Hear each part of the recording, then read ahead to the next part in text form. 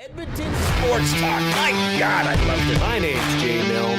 #Coup. Our sports update deliverer, the Coup. I'm Zachary Kubish, and you're up today. You know what, Reid? You might be honest. All right, here's what's going on in the Nest.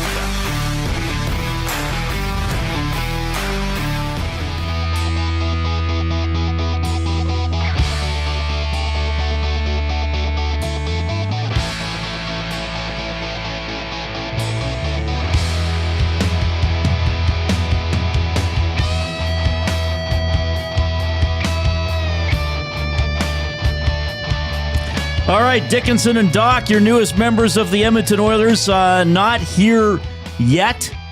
Expected to be on the ice for the morning skate tomorrow, and the Oilers play the Carolina Hurricanes tomorrow night at 7 o'clock at Rogers Place. We'll have a 6 o'clock Oilstream GCL Diesel pregame show with Tom Gazzola. The trade deadline is tomorrow at 1 o'clock. I would not expect anything major from the Edmonton Oilers, or perhaps I would not expect anything at all based on what Stan Bowman said earlier today. We'll dive into some of his comments. Bowman spoke, Connor McDavid spoke, Chris Knobloch spoke, also a little bit from Connor Murphy on his new old teammates.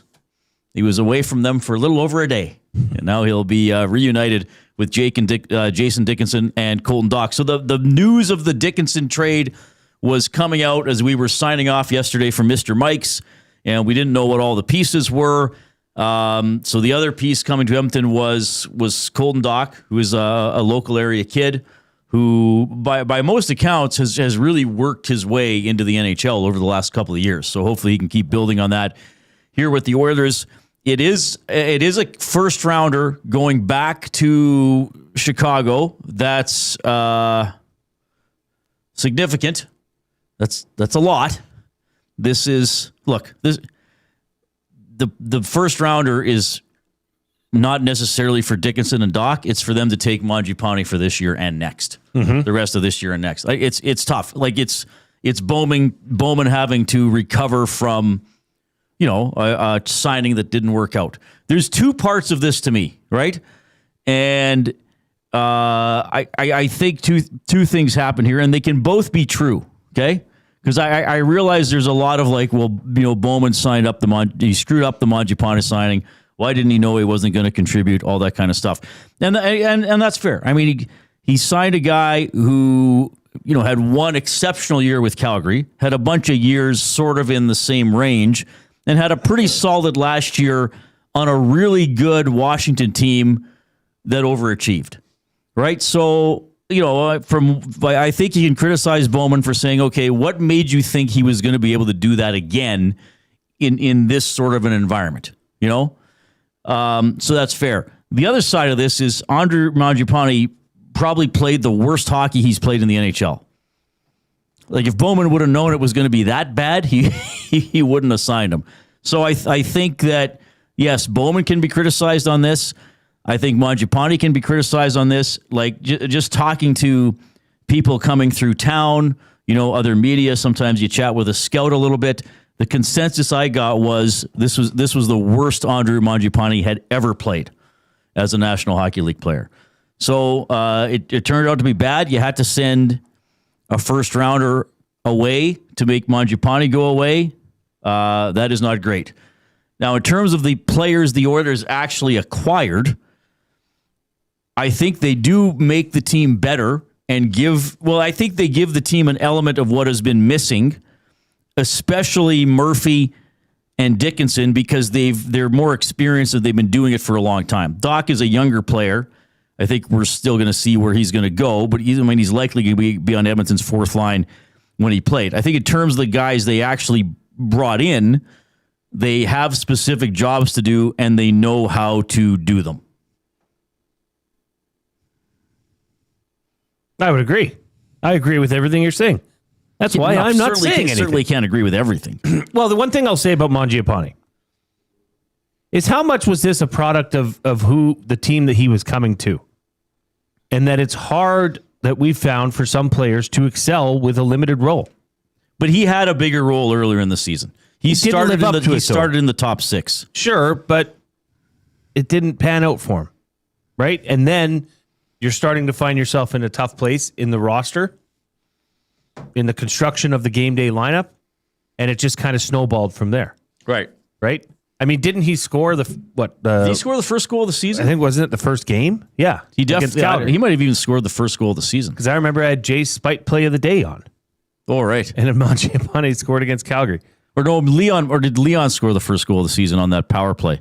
And then Mangiapane scored another one. Let's double check. Thankfully, we have the internet. What did people do before the internet? Before the internet, I'd be pulling out a newspaper to look through the box score. Mangiapane scored the second goal of the season. Nuge got the first goal, then Mangiapane, then Draisaitl, and of course Calgary came back from 3-0 down and won in a shootout. So anyway, a lot to talk about today. We'll dive into these Oilers deals a little bit. Like I said, we have comments from Stan Bowman. We have comments from Chris Knobloch. We have comments from Connor McDavid. We have comments from Connor Murphy. All related, well, most of them related to the two new guys, some on some other topics as well. We're happy to hear from you now and throughout the afternoon. You can text us 780-218-9999. That is the afternoon inbox presented by River Cree Resort and Casino. They are proud to present Unified MMA U68 coming up on Friday, March 27th. Tickets are now on sale. You can get them at the River Cree Ticketmaster box office. Go to the Ticketmaster website and look for them there. This is a epic unified MMA fight. Canada's top mixed martial artist coming back to the River Cree Resort and Casino. So that is really cool. Coming up on Friday, March 27th. So 780-218-9999, River Cree Resort and Casino inbox. You can email Reid at edmontonsportstalk.com, Jay at edmontonsportstalk.com. You may be listening to us on the iHeartRadio app, on the TuneIn Radio app. Those are excellent audio streaming apps. We appreciate you doing that. You can make us a favorite or a commonly listened to station or whatever, so it'll just pop up whenever you go into that app on your phone. Maybe you got us on YouTube today, which has the added video element. If you have not done so already, please subscribe to the Edmonton Sports Talk channel. Our subscriptions are growing at on a daily basis, which is pretty cool. And if you have not yet given this episode of the Reid Wilkins Show the thumbs up, click it now. Click, click, click. Must you click? Please, please click. Must you click? You must click. Thumb, thumb, thumb. There it is. We try to get to at least 100 thumbs every show. We should be able to do that. So we appreciate that. You said something earlier in the show that I just want to address. There is a potential that Jason Dickinson and Colton Dach could play on the same line at some point. Sure. Right now, it doesn't seem that's how it would shake out from what we've looked at as far as line combinations. But wouldn't that be something, hey? Because you'd have to have a name for that line. Hickory Dickory Dach. Sorry, who's all on the line?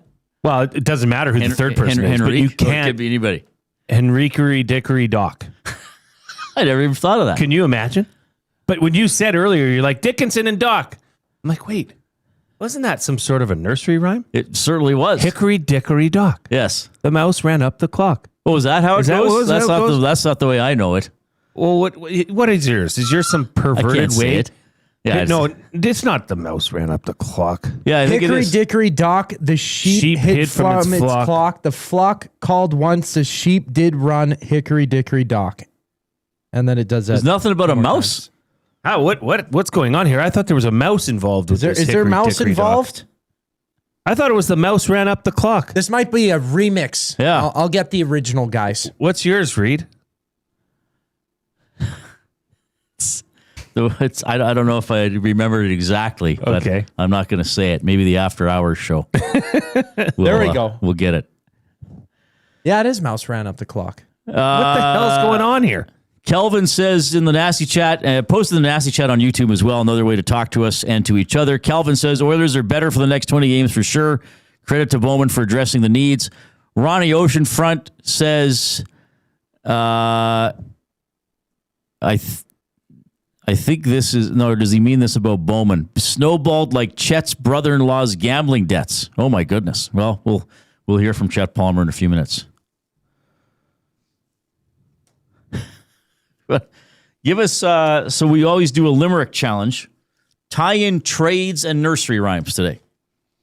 That's going to be your challenge for the Limerick. Email Reid at EdmontonSportsTalk.com, Jay at EdmontonSportsTalk.com. Trade references and nursery rhyme references. And nursery rhyme. And Big Dave says, was Reid about to drop an Andrew Dice Clay bit? Because remember, that's his hickory dickory dock. Might have been something like that. Yeah. And the crowd would go, yay! Yeah. I don't know if that's exactly what I was remembering, but something like that came to mind. Anyway, a lot of things are going through my mind. What do you think of Parayko not going to Buffalo? Reid, I was just thinking, when's the last time you've heard of a player deny the team and decline to waive his no trade clause?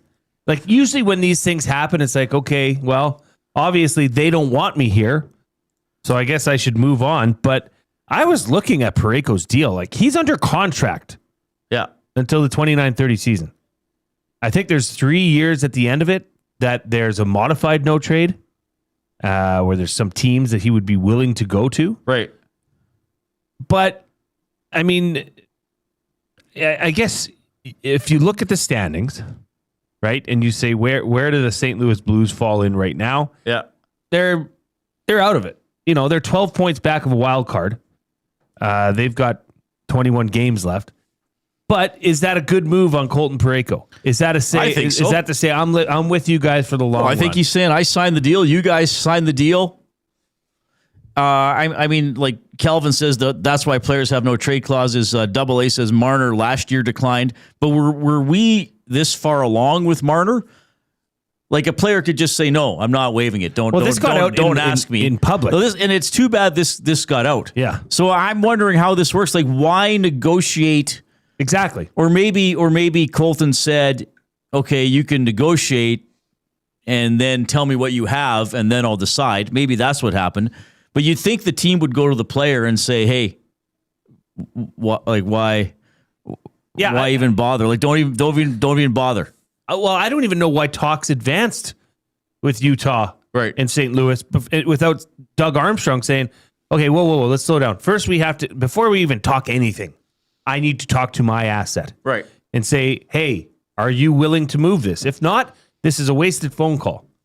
So the fact that it got that far along is an odd move. I guess I don't know. I don't know how Colton Parayko would now look at and view the St. Louis Blues. Maybe he doesn't care because they're paying him $6 million a year. It's his contract. Magic Mitts in the Nasty Chat says, I think it happens often enough, just not in the context that it did with Parayko. It was too public too early. That's fair. Yeah, that's a fair comment. Yeah, that's fair. Yeah, I mean, probably, and who knows what happens. But, and we've heard, remember there was that, it was a few years ago, like Zach Cassian's agent said he wanted to explore a new home for his client. Right. And then we asked Cassian about it, and he was just like, yeah, well, that's just hockey. My agent's just looking out for me. And then I can't remember if it was later that year or the next year, Cassian signs an extension. So, things do happen. There are probably a lot of conversations with agents and GMs and players that are never public or we would never know about. But yeah, Parayko signed the contract. So really, Is that not the way contracts work? Is that really you shouldn't try to get out of them? That's why you signed it? No, this is Colton Parayko has the power chip. Right. And so he should. And so his agents should get a giant pat on the back today for them signing that and working hard to get that no trade clause. Right. It's not like the Oilers where every player has a no movement clause. Right. This is an actual Puckpedia page that shows that not all of them do, but Colton Parayko does. He obviously likes St. Louis. I have no idea about his family situation, but maybe he's purchased a house there. I know he likes living. Last time I talked to him, had a bit of an extended chat with him. Like, he really was liking St. Louis. Stayed there most of the summer. He's like, he goes, when I come back to St. Albert, it's not as often as it used to be, and it's not for as long. I mean, he's a 32-year-old man, right? He's got a life. I don't know if he has a partner or somebody like that, but he likes St. Louis. He likes living there. So, if he feels great there, then why should he have to do anything else? Bruce Garriock with the Post Media in Ottawa. With Post Media in Ottawa, the Senators are getting Warren Fogle from the LA Kings in exchange for a second-round pick. just seeing that come across. So that's a former Edmonton Oiler on the move. So Ottawa trying to add a little bit of forward depth as they... Well, no, Ottawa, how many points is Ottawa out of the playoffs? Aren't they like 6 points out now? But I guess maybe they think they can still make a run for it. Perhaps the Kings do not think they can, even though they're not that far. Well, the Kings are now 5 points out of the playoffs. Ottawa That's is tough. 6 points Ottawa's back. 6 points back. So there's a trade coming down here this afternoon. Jeff Petrie, I think the guys are talking. Jeff Petrie going to the Wild. So they're adding some depth on defense. And again, still about 22 hours until the trade deadline tomorrow at 1 o'clock. So yeah, we'll keep an eye on breaking trades. We got the latest from Oilers practice today. Dustin Nielsen's going to join us at around 4:20. He's in Calgary. He's going to call his first NHL game tonight. Is that the deal? That's the deal. No, we unfortunately can't watch this in Edmonton, right? It's the TSN Ottawa regional feed. Yeah, not on This regular cable. This is when we go to one of the 5 TSN channels and it says not available in your area. Correct. So, but still, really cool for him to get to do that, and we'll talk trade deadline stuff with him. Kevin Rodomsky from the Oil Kings is going to join us in studio a little bit later on. We always like letting you know what's going on with that team. And Benny Thompson is going to pop in for some trade talk and the afternoon debate for Edmonton Garrison. We're doing a keep 3, cut 5, so that'll be pretty fun. Yeah. We have to bring you the afternoon headlines presented by 100.3 The Bear, Edmonton's best rock. Stream them on iHeart today. This is Chet Palmer with your sports report. It's double D's for the locals as they get Dickinson and Dach. Another trade with Chicago? What's next? Wrigley Field for those silver balls on the white mud? Speaking of silver balls, Jason Milne has the day off tomorrow. Gee whiskers, the last time I didn't work the trade deadline, I was bailing my brother-in-law out of the big house. Parayko nixed a trade to Buffalo. Well, you know what they say, the best thing about Buffalo? The flight out of town. I'm Chet Palmer. Wow. Spicy. Chet is spicy. First off, the double D's. Dickinson and Dach. Wrigley Field for the silver balls. I think Edmontonians would take it. Well, yeah, that's... Speaking of silver balls, Jay Milne has the day off tomorrow. Well, Chet, I can't control when my girls have provincial basketball tournaments in Calgary. Of which, actually, we have to drive down tonight. Like, what kind of scheduling is this? My middle and my oldest they both play on different teams, but both those teams made provincials. So for the second year in a row, provincials are in Calgary. I thought they're supposed to flip-flop, but no, we're going back down the number 2 to Calgary, which, A, why the hell is it not in Edmonton? B, her first game tomorrow is at 10:30 in the morning. How many teams are in the tournament, you know? There's probably 32. There's that many? There's a lot. And they're from all over the province? Yeah. Well, obviously, if it's provincials. But why would you schedule a team coming from 3 hours away to play a game at 10:30? Who are you playing, do you know? A Calgary team. The Calgary team. So they get to sleep in their own beds. Yeah. You're getting bamboozled, my friend. Now we got to pony up for another night of a hotel room. You know what? I'm going to put in a complaint. You complain. I'm going to complain to Paul Sir, who has nothing to do with this, but he's the biggest basketball wig we know. I'm going to talk to those that run this. Yeah. And I'm going to complain. I think you should write the commissioner of the NBA. I'll probably complain to Adam Silver, too. He's got to have something that... How many games are they guaranteed? 3. Okay. So my middle plays Friday and Saturday. My oldest plays Saturday and Sunday. Well, you're spending the whole weekend in Calgary. Yeah, we're setting down roots, Reid. Are you going to be able to watch any Oilers games?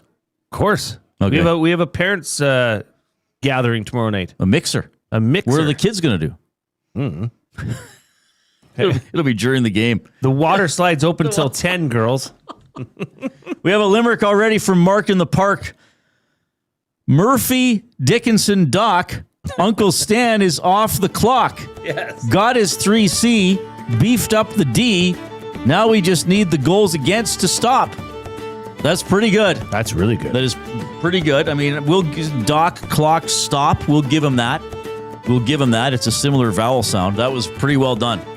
I'm impressed with Mark in the Park. I think he said he also texted in, but the format's better in the email, right? Oh, They're yes. easy to read. All right. So yeah, the Limerick challenge today is a trade deadline Limerick that works in nursery rhyme references. No trade clauses. So Parayko you don't even have to exercise your no trade clause. It's in the contract. Yeah. Anyway, that'll be the jumping off point for the off-topic topic for William Huff.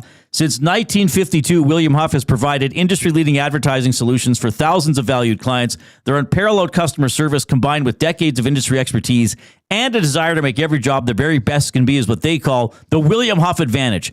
Visit their website at williamhuff.com. Give them a shout, 780-454-4536. Bruce and company at William Huff do an outstanding job. They're great partners and friends here of Edmonton Sports Talk.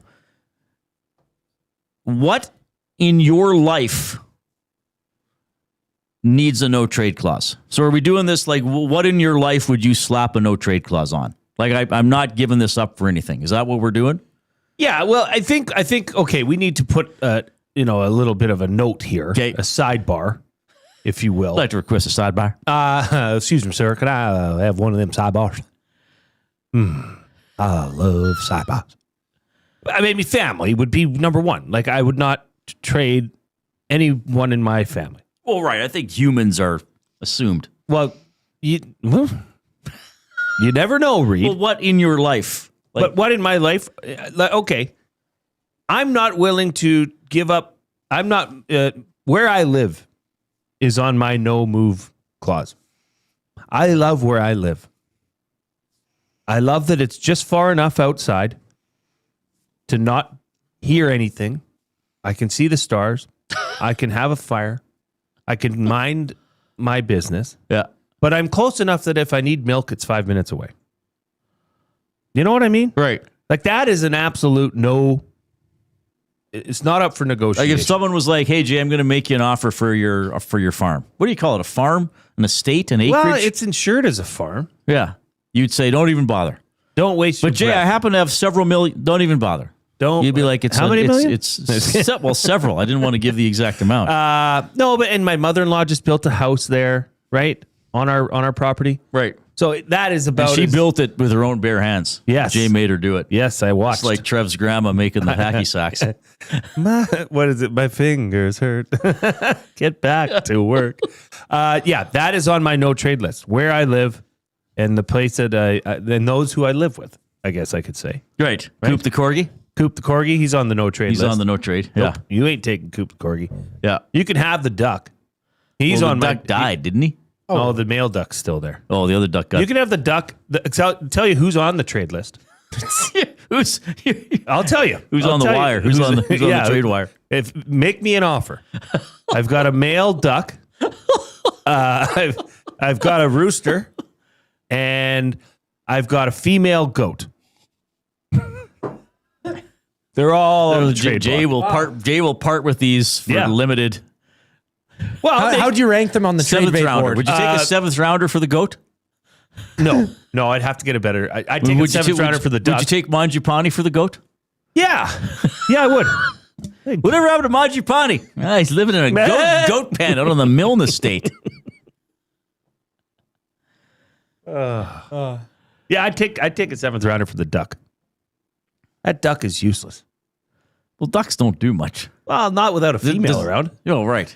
I mean, it's a male duck living with a rooster and a chicken and a hen. It's like it's a sitcom. Three's company. Except the duck has told the landlord that he's also a chicken.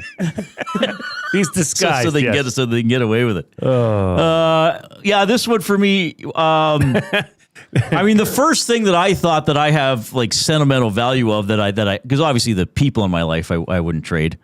No dogs anymore, so they wouldn't be on the list.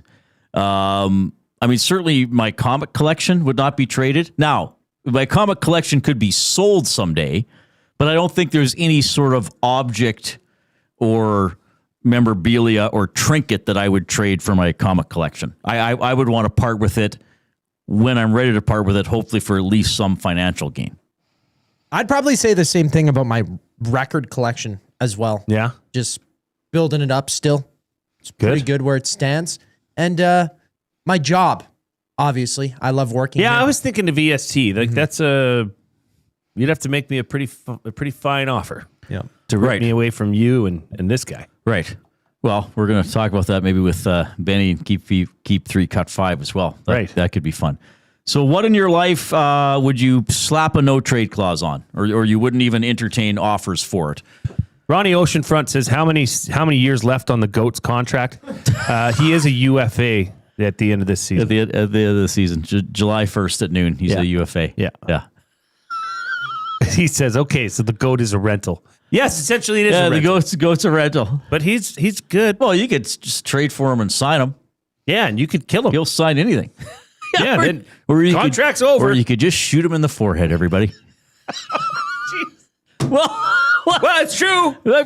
People got to know where their food comes from. Goat stew is a delicacy. I mean, you can end the contract. I remember interviewing Eric Gryba once, and he did a Instagram. I don't know if he still has it. He had this Instagram thing, Grilling with Gryba, and he likes hunting and stuff like this. And I was talking to him about it, and I was like, what are your teammates? Do you get any reaction from your teammates about going in there and hunting and showing the food preparation? And he's like, I'm surprised some of them didn't really know where their food comes from. Like when they're eating steak and chicken and stuff like that.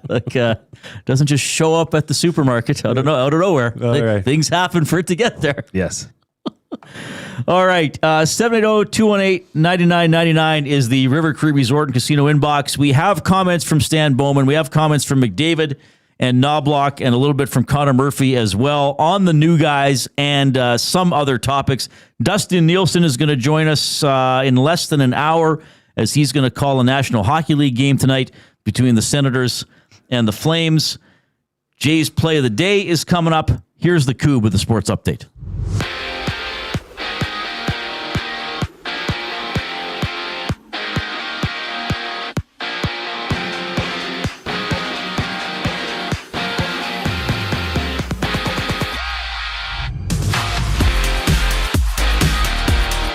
Multiple reports that the Senators have made a splash acquiring former Oiler Warren Foegele from the Kings. Sportsnet's Elliot Friedman stating that draft picks are involved on both sides. Friedman also adding that Nashville's Michael Bunting is being dealt to Dallas. Earlier, Toronto flipped Nick Waugh to Colorado for a 2027 first rounder that's top 10 protected and a conditional 5th round pick for this season. 8 games. Ice level. Dustin Nielson has the call for the Senators regional broadcast when Ottawa and Calgary drop the puck at 7. NFL news. ESPN's Adam Schefter reporting that the Steelers have officially released Jonnu Smith. It's a move that'll save Pittsburgh $7 million against the cap. Spring training. 5 games are live. Bottom of the 6th. The Dodgers have a 11-10 lead over the Reds. The Jays back in action tomorrow against Pittsburgh with first pitch just after 11.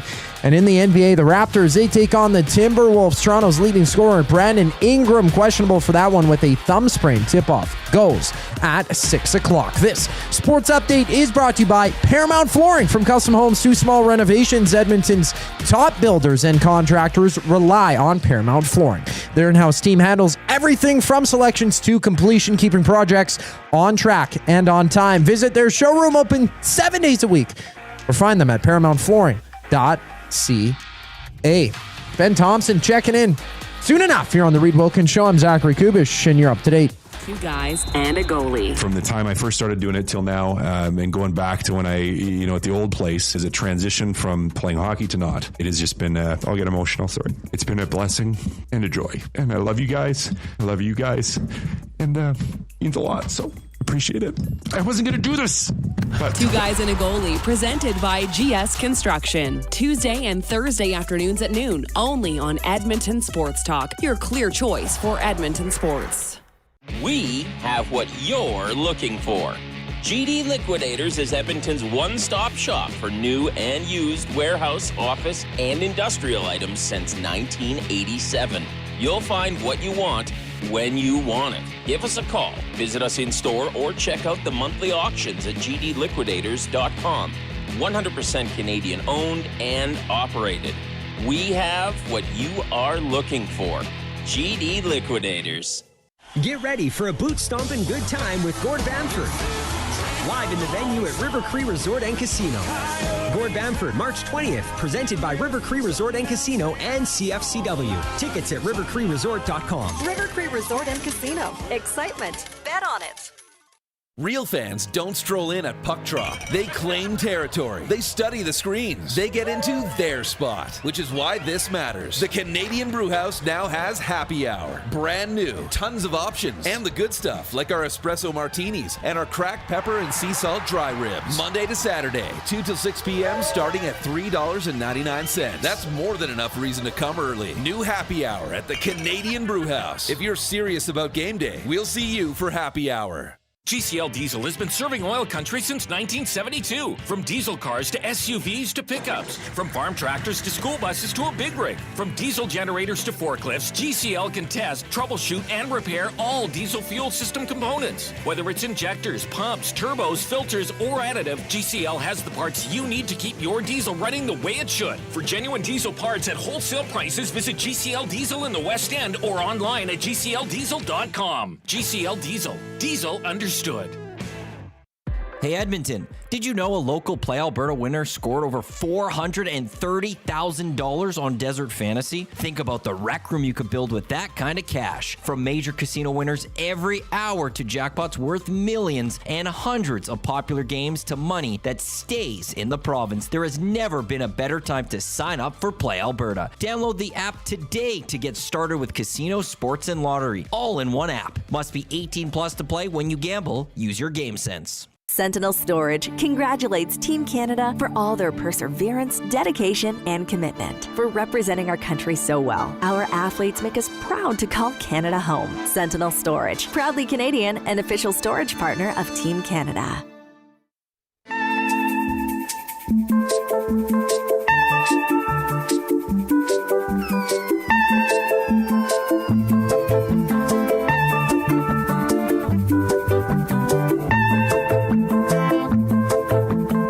Sounds like we're lost in a maze with this music or something.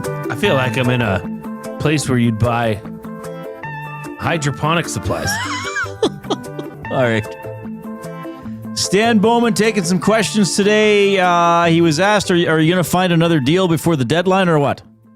Well, that's what we're going to spend the next 24 hours talking through. I would imagine that we're done, but I don't expect to make other moves, but, part of our job is to see what's out there. But I think if I'm looking at where we're at, I think any further addition wouldn't be a significant one. If it is in a depth role, something that made sense, certainly we'll look at it. But most likely, I would say this is our team. All right. There continues to be...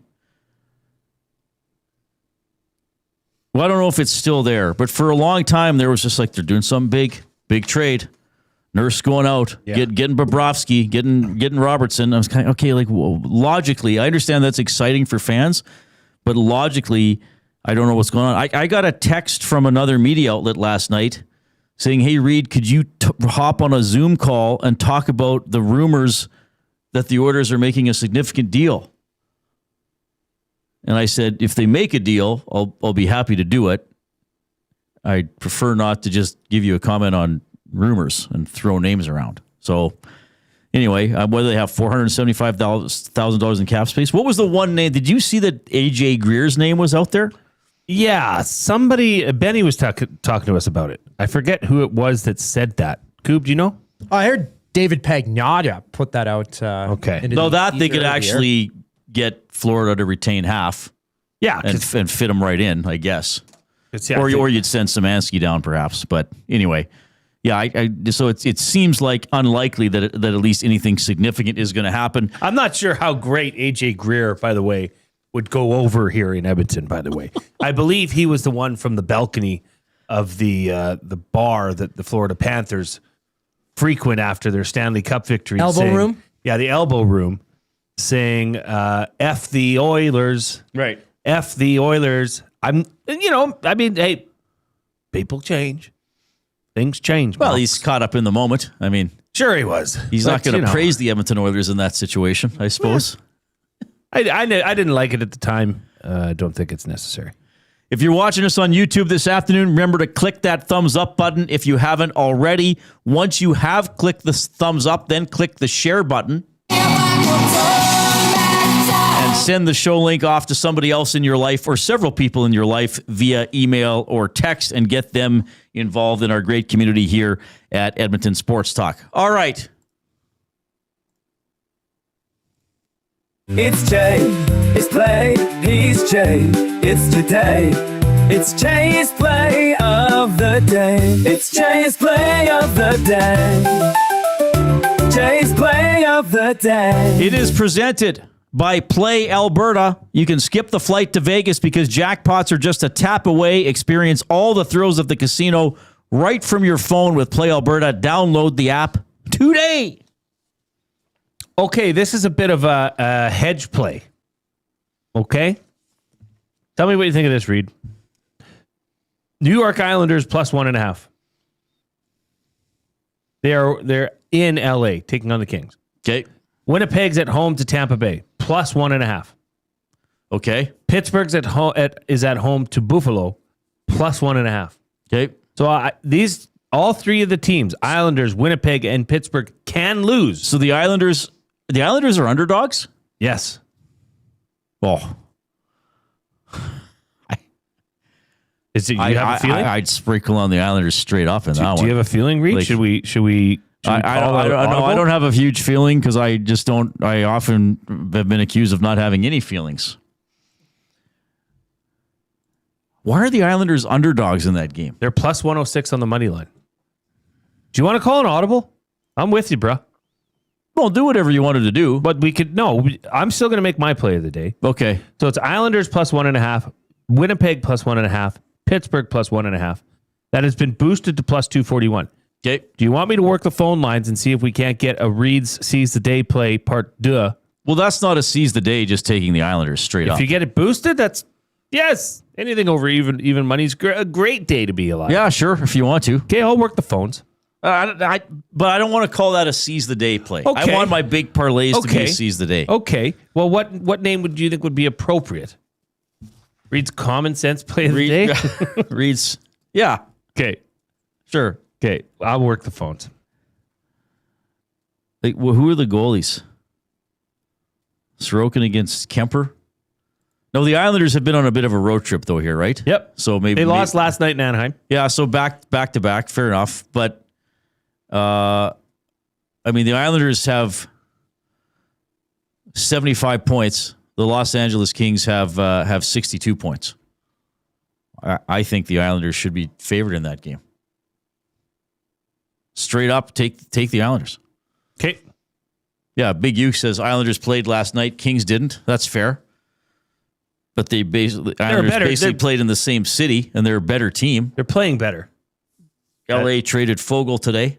LA fired their coach a few days ago. I don't know how enthusiastic they are. I've taken the Islanders straight up on that one. I'm going to do some sprinklage right now. No. Oh, I got to wait till my play's up. Sorry. Stop it, young man. I got to wait. Sorry. Let us see what the good people at Play Alberta say. All right. Limericks coming in. VR Montenegro.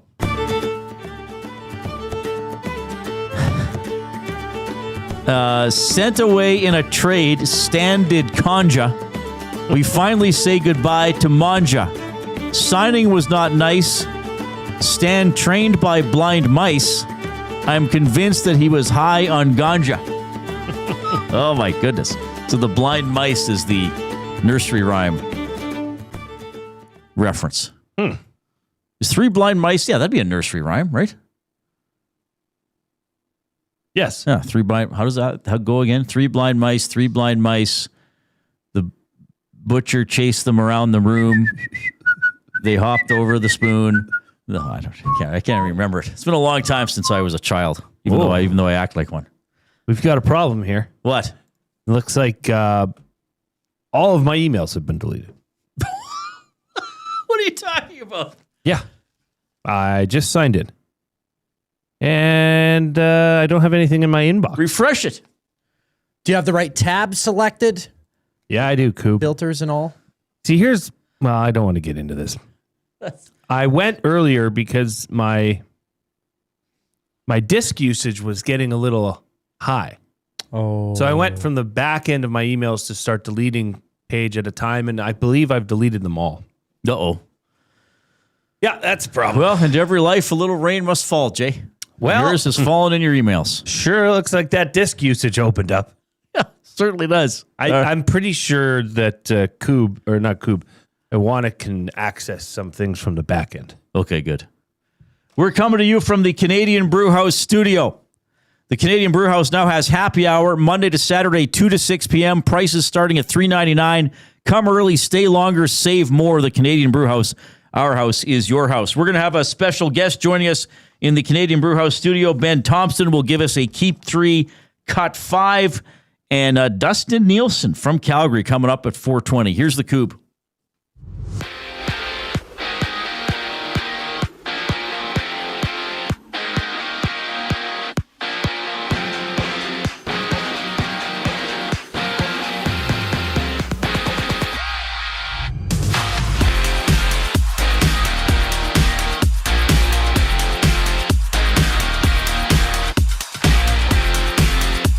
The Senators making a splash. David Pagnotta from the fourth period reporting Warren Foegele to Ottawa, along with a conditional third-round draft pick from the Kings in exchange for a 2026 second-round draft pick and a conditional third-round pick as well. And Michael Bunting is reportedly headed off to the Stars from Nashville. Frank Saravalli reporting that the Predators have acquired a third-round pick in exchange for Bunting. And earlier, Toronto flipped Nick Waugh to Colorado for a 2027 first-rounder. That's top 10 protected and a conditional fifth-round pick in this year's draft. 8 games ice level. It's Dustin Nielsen on the call for the Senators regional broadcast when Ottawa and Calgary dropped the puck at 7. And Tom Pelissero from the NFL Network has reported that the Bills are acquiring DJ Moore from the Bears in exchange for a second-round pick in 2026. Over to spring training. There's 5 games live.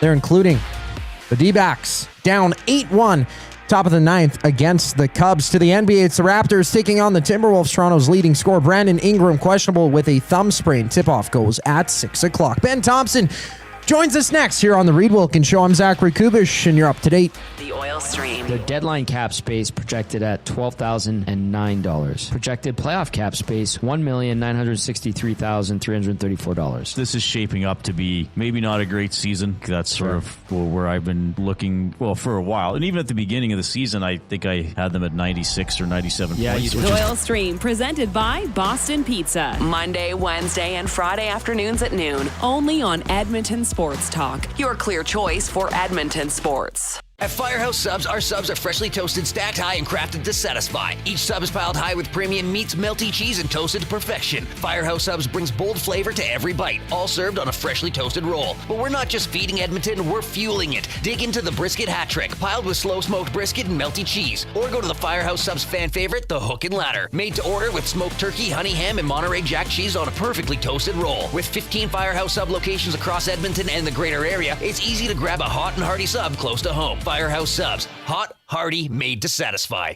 Get ready for a boot-stomping good time with Gord Bamford. Live in the venue at River Cree Resort and Casino. Gord Bamford, March 20th, presented by River Cree Resort and Casino and CFCW. Tickets at rivercreeresort.com. River Cree Resort and Casino. Excitement. Bet on it. Real fans don't stroll in at puck drop. They claim territory. They study the screens. They get into their spot, which is why this matters. The Canadian Brewhouse now has happy hour. Brand new, tons of options, and the good stuff like our 8-inch 2-topping RCM pizza and our signature Caesar. Monday to Saturday, 2 till 6 p.m. starting at $3.99. That's more than enough reason to come early. New happy hour at the Canadian Brewhouse. If you're serious about game day, we'll see you for happy hour. Looking for flooring? Paramount Flooring has it all. Sales, service, and expert installation. With options for every style and budget, open 7 days a week. We've got you covered. Quick delivery and in-stock deals. Plus, EST listeners get 10% off. Visit ParamountFlooring.ca today.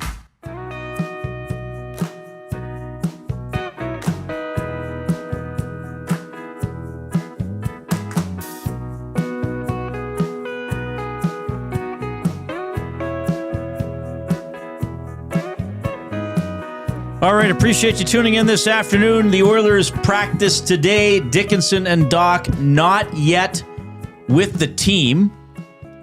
I believe they're rolling to town later today, so I would expect them to take the morning skate tomorrow. Curtis Lazar on injured reserve, so the Oilers practiced with just 11 forwards on the ice. The defense pairings were Ekholm with Bouchard, Nurse with Emberson, and Wallman with Murphy. So the new guy at least going to start there. So Stastny was the extra defenseman. Oilers and Hurricanes tomorrow at 7 o'clock at Rogers Place. All right, we are going to go into the afternoon debate, which as always is presented by the Edmonton Garrison Memorial Golf and Curling Club. Shake off the rust and get ready for golf season at the Garrison. Pay your membership in full or set up a payment plan before the end of March and score an early bird gift. Choose 4 green fee passes for family or friends, 2 green fees plus range balls, or 20 large buckets on the range. Bring your crew, groove your swing, and start the season strong. Early bird gifts end March 31st only at the Edmonton Garrison Memorial Golf and Curling Club, egmgolf.com. For more details, our colleague Ben Thompson is here. Hello, Ben. Hi, Reid. How are you? I'm doing great. How are you? I'm great. Jay? Oh, fantastic. Awesome. All right, so you're going to give us what today, my friend? We're going to do another Key 3 Cut 5. Let's start off right. This right. Oh, we got the song. Whoa, that sounds like you got to let it play now. This is what is this? Is that the second one? Oh no.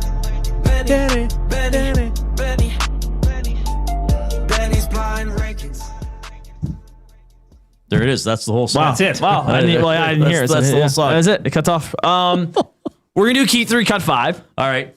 I'm going to paint the picture. Okay? I like that. We're in theme of the trade deadline with the NHL right now. Picture this. You guys are hosting a show, 3 to 6. Edmonton Sports Talk trades you to a desired city or designated city. To another city, okay. You have the Key 3 Cut 5 locations you want to go to. Oh, okay. You're hosting a 3 to 6 p.m. show, sports radio station show, in this specific city. In the new city. In this new city. All right. And we got to move there, obviously. You have to move there, pick up your things and go. Move Your family, everything. Right. So this is a hypothetical. So we can veto. Basically, it's you can use your no trade. So you as the manager are coming to us and ask us if we'll remove our no trade. Yes. For said city. Keeping 3 would keep 3, cut 5 would allow you to go. Okay. Cutting you would nix it. You say nope. I have a feeling Reid and I's lists are going to be quite different. Well, we don't know what the cities are. We don't know. We don't know how broad he went with cities in terms of population. This is global. And location of these cities. So he could really be literally all over the map. See, there's proper usage of the word literally. He could be literally all over the map with the cities he's going to give us. Well done. I'll lead you off at Los Angeles. Cutting. You're going right to Los Angeles, eh? Correct. I'm cutting Los Angeles. I have no desire to be in that city. I might cut every city. Really? Just say to hell with it. I'm jobless. You have to keep 3. I just don't want it. Like Los Angeles is too big. It's too much. Traffic stinks. Yeah. I like seasons. I like winter. I just couldn't do it. Interesting. I mean, and the size of the city is mind-boggling. Yeah. The traffic and the size would be difficult. The weather would be nice. It would be cool I think. I mean, I guess we'd have to go there potentially for several years, but that could be a neat thing to do from a sports standpoint. 3 to 6, Jay, there'd be a lot of teams and storylines to talk about. Though there's always dominant. I remember when Onright lived there, he basically said, there's so many teams. He's like, but you put on sports radio, it's Dodgers and Lakers. Yeah. But I'm going to keep it. Maybe just more for the experience of living and working in LA. Okay. I'm going to keep Los Angeles. Okay. So Reid used one of his keeps. Jay, nada. Toronto. Oh, jeez. You're really... So in Canada, you get to stay in Canada. I don't know if, first of all, Like LA is hot. Yes. I don't think it's as humid as Toronto. Like I've been in Southern Ontario where the humidity is stifling. I don't know if I would want to talk about the Leafs that much. And I don't know if I would want to live in a city in a Canadian city that cares so little about the Canadian Football League. So I'm going to cut Toronto.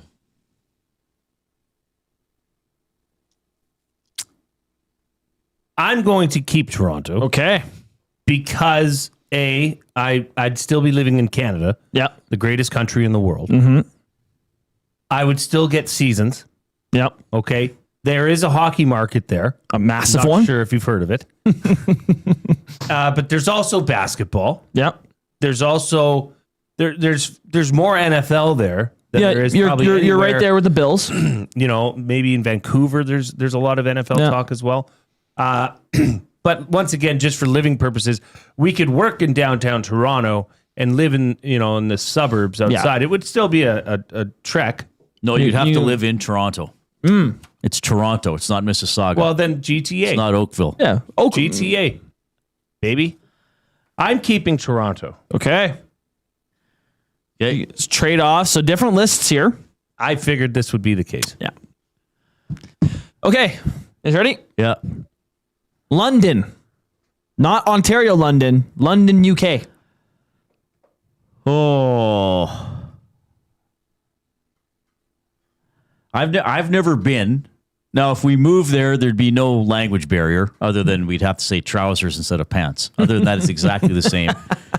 But we'd have to dive into like a whole new, like I couldn't name the 20 teams in the English Premier League. I really couldn't. You could learn. I'm cutting London.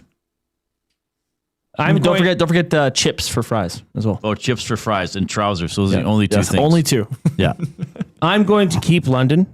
Wow. Because it's, as Reid said, it's the same language. Yeah. The NFL is going to be there eventually. Wow. So that would be a niche that we could fill. I mean, there would be a need for proper, analysis of the NFL game. No. I could certainly learn more about the English Premier League.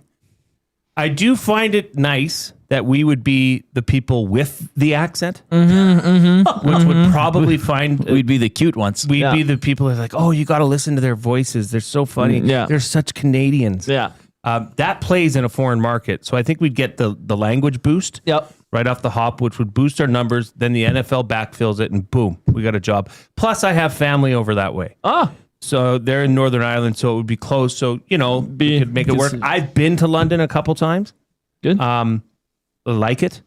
It's so different than here. Very accessible, though. You ever hear of this thing they got there? It's called the Tube. Oh, yeah. I've heard of it, yes. The London Underground. Mind the gap. Yeah. So I'm keeping London. Yeah, that's a tough cut for me, but I'm going to cut it just because I don't know what you else have coming. I mean, you could really box this in. So here. you guys have disagreed on every single one. Every single one so far. Used two I can't trade you guys in a package right now. I can't. No, you could. It'd be hard. Yeah. Well, we'll see how it goes. Okay. By the way, programming alert. Reid's Common Sense Play of the Day is about to be posted. Good. Nice. So we'll get to that when it is up and live. Okay. Hartford. Cut. That's sassy. You're putting Hartford on there. They don't have the Whalers. I guess you'd talk NCAA. I guess they have an American Hockey League team. I don't even know if they have minor league baseball or soccer or something like that. But no, I would not uproot my life to go do sports radio in Hartford under any circumstances. I've heard that Connecticut is the armpit of America. Oh, my goodness. I've heard that. I've heard it's a deplorable place. Really? Yes. Disgusting almost. Yeah. But a lot of people live in Connecticut and go into New York. Like, I think Letterman lived in southern Connecticut and drove into New York. You think Letterman's deplorable? Well, he needs to shave his beard. Hartford, I am cutting. Yeah, that's an obvious I, too, am cutting Hartford. That's sassy you did that, though. Because if we would have cut the first three, then we would have been like, oh, wait a minute. Okay. Yeah. Okay. I'm just wondering where he's going with this. There's going to be some small Alberta city on and here. I'm going to take Grand Prairie, I'm something like that. Jump all over it. Yeah. Well, you might have to. Yeah. All right. You only have one keep left? That's right, Yeah. brah. Living on the edge. Living on the edge. Halifax. Oh, that'd be, The Rock. I Is mean, that what they call the Rock? That would be interesting because what they have a Quebec Major Junior League team. They do have U Sports. I think U Sports has a pretty good following out there. You could talk broadly about the NHL. Yeah. You would be up late watching a lot of hockey. That's my biggest drawback. Yeah. The time to zone. do your job, you'd have to almost. Yeah. The word is escaping me. What is it when you're nocturnal? Yeah. You would literally have to be nocturnal. Yeah. Right. My buddy what was are you covering there? The moose heads? Yeah. Yeah, Mooseheads. Dalhousie? But then you could just kind of generally cover the National Hockey League, right? Who would be like what fan base would populate there? Montreal. Probably be a lot of Montreal, yeah. But probably a little bit of everything. Well, that's a tough one though because I'm it would be neat to live. I'm cutting Halifax. Yeah, I might regret it, but I'll also cut Halifax. Okay. I'm sad to say I've never been there. I've only been to 2 of the 5 cities you've mentioned so far. Okay. Paul from the Rock says, "Oh my God, Newfoundland is the rock by." Next, Chicago. Well, given we're getting deeper in the list, I'm going to keep it. Okay. Because there's so much going on there. You got, I mean, you could talk hockey. I mean, maybe we'd be a little Blackhawks niche show. But you got Bulls, you got White Sox, you got Cubs. Who did I miss on that list? You got probably one of the highest crime rates in the Bears. USA. You mentioned the Bears. Bears. Yeah, but you could find a neat neighborhood. Probably. This one is really. I've only been to Chicago once, but I mean, then you'd have all the NCAA. It'd probably be a kind of a neat place to live. You're kind of central if you want to go anywhere else and check out any other parts of Canada or the States. I'll keep Chicago. I maybe don't feel super great about it. I don't know. Well, there's only 2 cities left after this, so I got to keep it. I'll keep Chicago. This is a tough one for me. Does he use his final keep spot? Well, do I want to? No. But am I, strategically, I know something in here is weird that you have left. Yeah. But I honestly, with a family, I don't know that I want to raise my family in that area. Chicago. Dang, there's a lot to talk about there, though. And that is, I mean, that's the home of deep dish pizza. Yeah, there'd be a good food scene there, a can't good culture forget that. scene there, I think. But I don't experience the fine culture scene here in Edmonton, so I guess I probably wouldn't there either. I'm going to cut Chicago. Alrighty. All right. Well, we've only agreed on what, a couple? Yeah. Hartford and Halifax. Okay. Milwaukee. Yeah, Brewers. I mean, it's not Googling too where big. Milwaukee is. Edmonton's probably bigger than Milwaukee. Now you would have Packers talk there.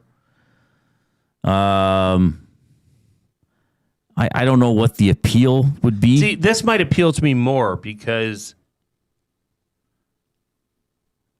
you're now in Wisconsin. Right. This is a smaller. Right. You're south of Green Bay, are you not?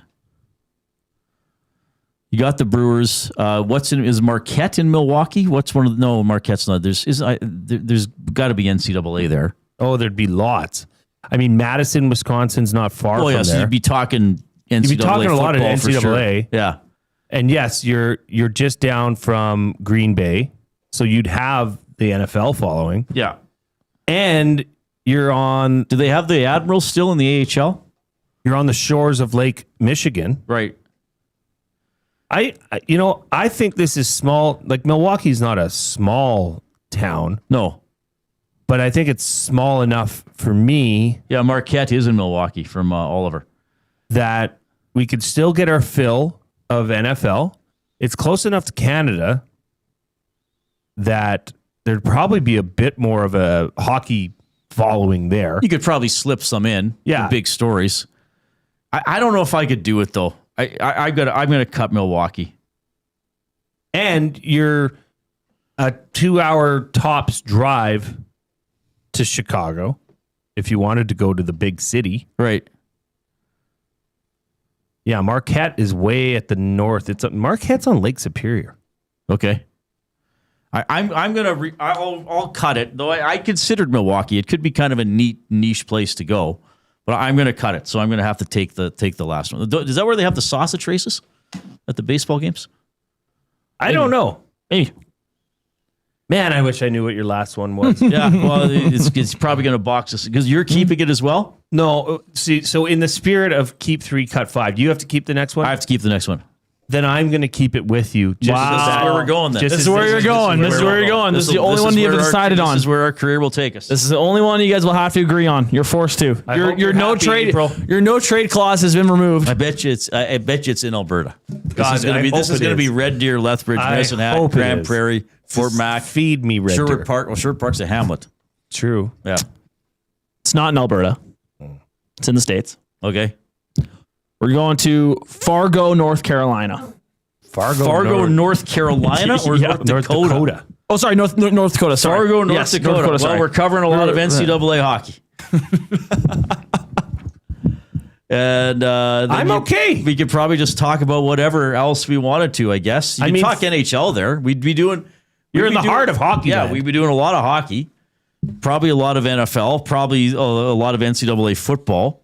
And true enough, you're probably an hour and a half away from Winkler, Manitoba. Was it that close? So if you wanted to get your Molson Canadian, you're not that far away. You know what I mean? Right. There's probably a bunch of brew pubs in Fargo. I bet you were 2 hours away from Huss. I mean, that's not a bad place That's to the be. traction there. Traveling back to Alberta wouldn't be terrible. I mean, you're in the northern U.S., which I feel would be more my vibe weather-wise. You'd still get seasons. I'm down with the Fargo, Reid. Yeah, I'm a little bit regretting cutting both London and Toronto. I mean, I could have had L.A., Chicago, London on my list. That would have been pretty cool. Yeah. But we might fit in Fargo with our quirkiness. I think we'd fit in. Our hockey knowledge, our football knowledge, our ability to meander and dive into other areas. I bet you Athlete of the Week would be huge there. Probably a lot of options like there is here as well. Look at this. Modern and vintage airplanes are on display at the Fargo Air Museum. We do probably do a show a month from there. Yeah. Reid, it's spread over 2 hangars. Yeah, we'd be in one hangar 1 month, the other hangar the next month. The nearby Fargo Dome is an indoor stadium hosting college football games, concerts, and theatrical shows. Oh, there we go. Wonder if they have Reid, it's got the Red River Zoo. Do they have a fringe? Does Fargo have a fringe? Does Fargo have a fringe festival? I'd probably find a nice place up in West Fargo. Fargo does not have a fringe. Well, let's create it. Hey, can you imagine if we brought the fringe to Fargo? Oh, there is a Fargo Fest, though, which is fringe-like, apparently. And Minnesota has a fringe. And Minnesota... Minneapolis. How far from Minneapolis are we? I mean, 3 hours? There you go. Oh, Benny, this was very good. Yeah. Keep 3, cut 5, the afternoon debate for the Edmonton Garrison Memorial Golf and Curling Club. Find out more about them, egmgolf.com. Fun stuff, buddy. Good job with the cities. Thank you. You stayed in North America except for one. You brought up London. Well, Matt and I were talking about like that would be an interesting debate. You guys would have to learn the football down there. Right. And so I kept Toronto, London, and Fargo. I kept LA, Chicago, and Fargo. You guys are going to Fargo. We're going to Fargo. It's going to be incredible. All right. Thanks. You're going to hop. So Jay's off tomorrow. You'll do a segment or two with me. Yes. Trade talk tomorrow. So that'll be fun. Yep. Dustin Nielsen calling an NHL game for the first time in his career tonight. He's going to join us in about 15 minutes. Hear from Stan Bowman, Chris Knobloch, and Connor McDavid in the Oil Understood next. The Lock Shop. Talk about Buffalo or Winnipeg being maybe at the top of a lot of those markets of where places people don't want to go. Edmonton, at the very least, used to be up there, and I still they're not. I think the most McDavid for sure. Yeah, they're not the most desirable destination. And for the Oilers overall, it's like that's to convince people to come to Edmonton. Part of it was, we'll just throw you in the no trade clause. We'll give you term and we'll give you the trade protection. The Lock Shop, weekday mornings at 11, only on Edmonton Sports Talk. Your clear choice for Edmonton sports. You've always known GCL Diesel as the experts in diesel fuel systems, but did you know that GCL is also your source for turbochargers and turbo repair? As a turbo supplier for Garrett, Borg Warner, and Wholesat, GCL can provide genuine original equipment turbos at wholesale prices. Whether it's diesel, gas, natural gas, or performance, we can provide you with the turbo or custom repair you require. Turbo questions? We've got turbo answers. Visit us in the West End or online at gcldiesel.com. GCL Diesel, turbochargers, understood. Edmonton. Be part of history. Support Canada Soccer's men's national team as they battle Uzbekistan in the final send-off series ahead of the FIFA World Cup. Monday, June 1st at 7 p.m. at Commonwealth Stadium. Tickets on sale now at Ticketmaster.ca. Time for a new career in 2026? Or maybe your kid is still pondering their path. Good news! Weiss Johnson is hiring. It's Dennis, and not only are we hiring for heating and air conditioning, we're also looking for experienced plumbers and gas fitters. With the growth in residential development, there's no shortage of opportunities at Weiss Johnson. Choose your path with us. Learn from one of the industry leaders, and we will grow together. Receive great benefits and school reimbursement as well. Visit weiss-johnson.com today. You've heard the name, but what does it mean? For over 66 years, William Huff Advertising has supplied signage from screen printing to digital to LED with design, production, and install in-house. It's a one-stop shop for all your signage needs. Edmonton owned and operated, William Huff has been trusted by the biggest companies and teams in the City of Champions and many others across the country to do the job. If you're looking for a way to get the word out about your company or event, they are the answer. Go to www.williamhuff.com. Their results speak for themselves.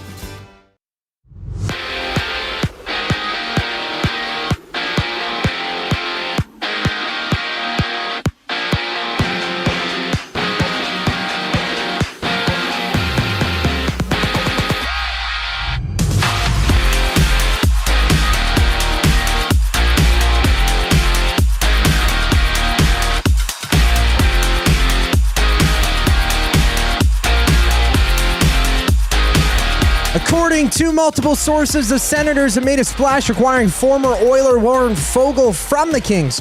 The fourth period's David Pagnotta reporting that the Sens also get a conditional third-round pick, sending a 2026 second-rounder and a conditional third-rounder back to LA. Elsewhere, Frank Seravalli, he stated that the Predators have traded Michael Bunting to the Stars for a third-round pick. 8 games at ice level tonight in the NHL. It's Dustin Nielsen having the call for the Senators regional broadcast when Ottawa and Calgary dropped the puck at 7. After that, the Leafs and Rangers hit the ice before LA plays host to Long Island. To the Pebbles, Saskatchewan's Mike McEwen is about to draw Manitoba's Matt Dunstone. Dunstone's ranked 6-1, while McEwen's squad is 5-2. In Pool B, we also see Alberta's Kevin Coup draw Yukon's Thomas Scoffin momentarily. Over in the NBA, the Raptors, they take on the Timberwolves. Toronto's leading scorer, Brandon Ingram, questionable with a thumb sprain. Tip-off at 6. And in spring training action, we have the Dodgers up 12-10 over the Reds. End of the 8th. I'm Zachary Kubish. That was your sports update. Hour 2 of the Reid Wilkins Show starts right now.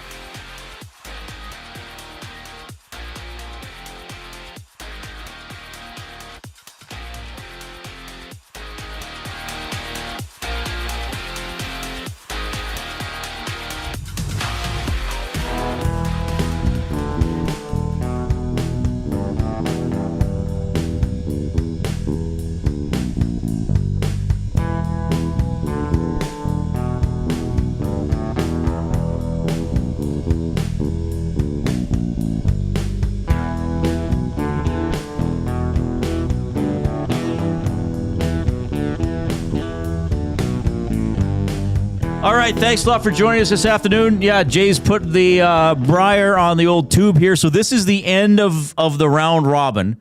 So 6 teams make the playoffs.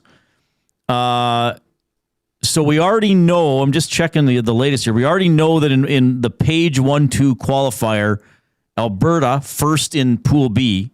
So Coui's playing this afternoon, but he's already first in Pool B, right?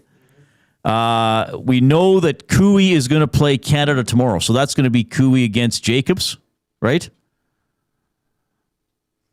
No, the loser of that game will then go into an elimination game against the third place team in Pool B. The winner goes into the Semifinal. 1-2 page playoff game. Still has a second life, right? Right. Yeah. So the 4 teams who have made it already, Ontario is third. So Ontario finished third in Pool A. So their first playoff game will be an elimination game. So so if you finish first or second in your pool, you get a second life, right? If you finish third, you can't lose. So Newfoundland and Labrador, that's Gushu. He's first in Pool A. Canada's second in Pool A. They're still determining, and Ontario's third in Pool A. Pool B, Alberta has clinched first in Pool B. Dunstone has clinched a playoff spot. We just don't know if he's going to be second or third, the way I'm looking at this here. Okay? Anyway, we're figuring, who are they showing? Oh, and they're showing, okay, so this is McEwen against Dunstone. If McEwen wins, he'll be second because he'll have the head-to-head, right? Okay. All right, so that's what we're doing there. Whew. Curling, eh? Who knew it could be so complicated? 780-218-9999 is how you can text us. The afternoon inbox presented by River Cree Resort and Casino. Check out the River Cree mobile app. It's free to download. You can get exclusive offers and promotions. You can get show tickets, make reservations for hotel rooms and restaurants. It's safe, secure, and easy to use. And you can always go to the website as well, rivercreeresort.com. Oilers will play Carolina tomorrow. Connor Murphy on the ice today at practice. Jason Dickinson and Colton Dach, they're probably getting in around now. They did not skate this morning, but expect them to be good to go tomorrow as we bring you the Oil Understood for GCL Diesel, providers of the best diesel engine components around, from turbochargers to injectors, fuel pumps to sensors. They are the critical engine component experts. Proud to serve Edmonton and Northern Alberta for over 50 years and now a partner of Edmonton Sports Talk and the Reid Wilkins Show. GCL Diesel. Diesel. Understood. So, Stan Bowman, GM, answered some more questions today. We played the clip earlier, basically saying that, of course, if something comes up, they'll deal with it, but probably done. I mean, maybe a minor trade before the deadline tomorrow. Connor McDavid, who has had to go up against Jason Dickinson for several years, had this to say.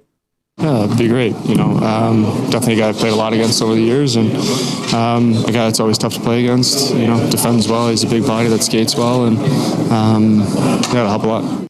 Dickinson's going to wear number 16. Dach's going to wear number 34. You already know Connor Murphy's going to wear number 5. So he's reunited with some Chicago teammates, and Murphy weighed in on the 2 new guys. Dickinson's such a solid defensive centerman. All year, the last few years, he's matched up against the top lines of every team and done a great job of it. And whether it's in the face-off circle or penalty kill, he's been a big part of our penalty kill. Their penalty kill, have a lot of success this year. And then just a leader and a veteran player that's so calm presence. So he's a big player, honestly. And then Docker has an engine and big guy and has some poise with the puck in the corners. For a young guy and for his size, and then just physicality. I think he led the Blackhawks in hits this year, and coming in as a first year to be able to do that and kind of impose his will on teams is important. And he's one of those guys that's like a fun, goofy young guy that gets along with everyone. And I think he was accepted right away by all the teammates and vets, which sometimes isn't as easy to do as a young guy. So it speaks a lot about his character, and I think it's I'm really excited to add those guys. Yeah, interesting here with Colton Dach. Going off NHL.com here, he is 10th in the National Hockey League in hits. Now, sometimes there can be subjectivity to the hit stat, but that's pretty good. Colton Dach, 189 hits. The Oilers' leader is Vasily Podkolzin, who has 181. He's also played 9 more games than Dach.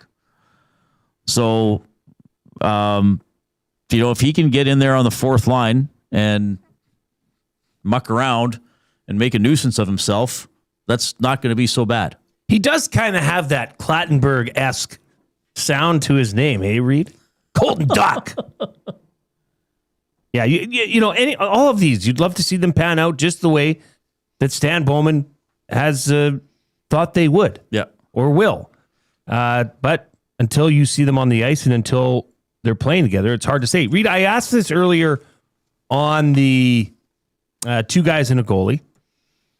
But okay, right now, Connor Murphy and Jason Dickinson are players that would come in and they're going to be put into the lineup in they'll have roles.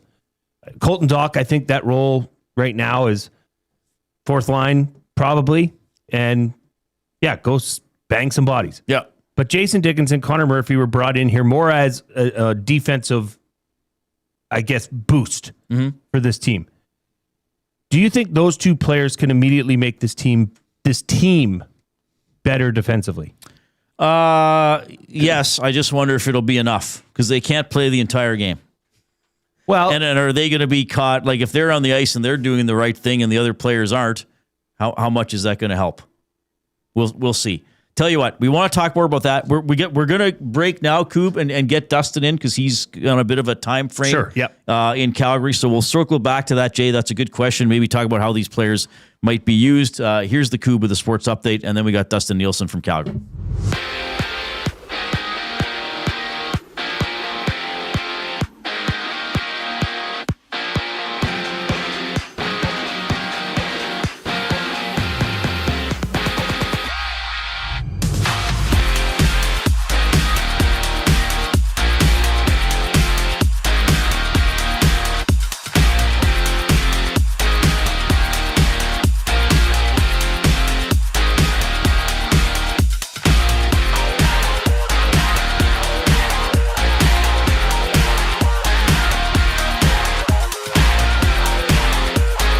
Multiple sources reporting the Senators have traded for former Oiler Warren Foegele from the Kings. Fourth period, David Pagnotta reporting the Sens also get a conditional third rounder in the move, sending a 2026 second round pick and a conditional third round selection to LA. Elsewhere, Frank Saravalli, he stated the Predators have traded Michael Bunting to the Stars for a third round pick, and there's 8 games at ice level. Dustin Nielsen with the call for the Senators regional broadcast when Ottawa and Calgary dropped the puck at 7 to the Pebble. Saskatchewan's Mike McEwen just about to get underway. Not already. Tied at zeros. First end against Manitoba's Matt Dunstone. Dunstone's ranked 6-1, while McEwen's squad is 5-2 in Pool B. In spring training, there's some action underway.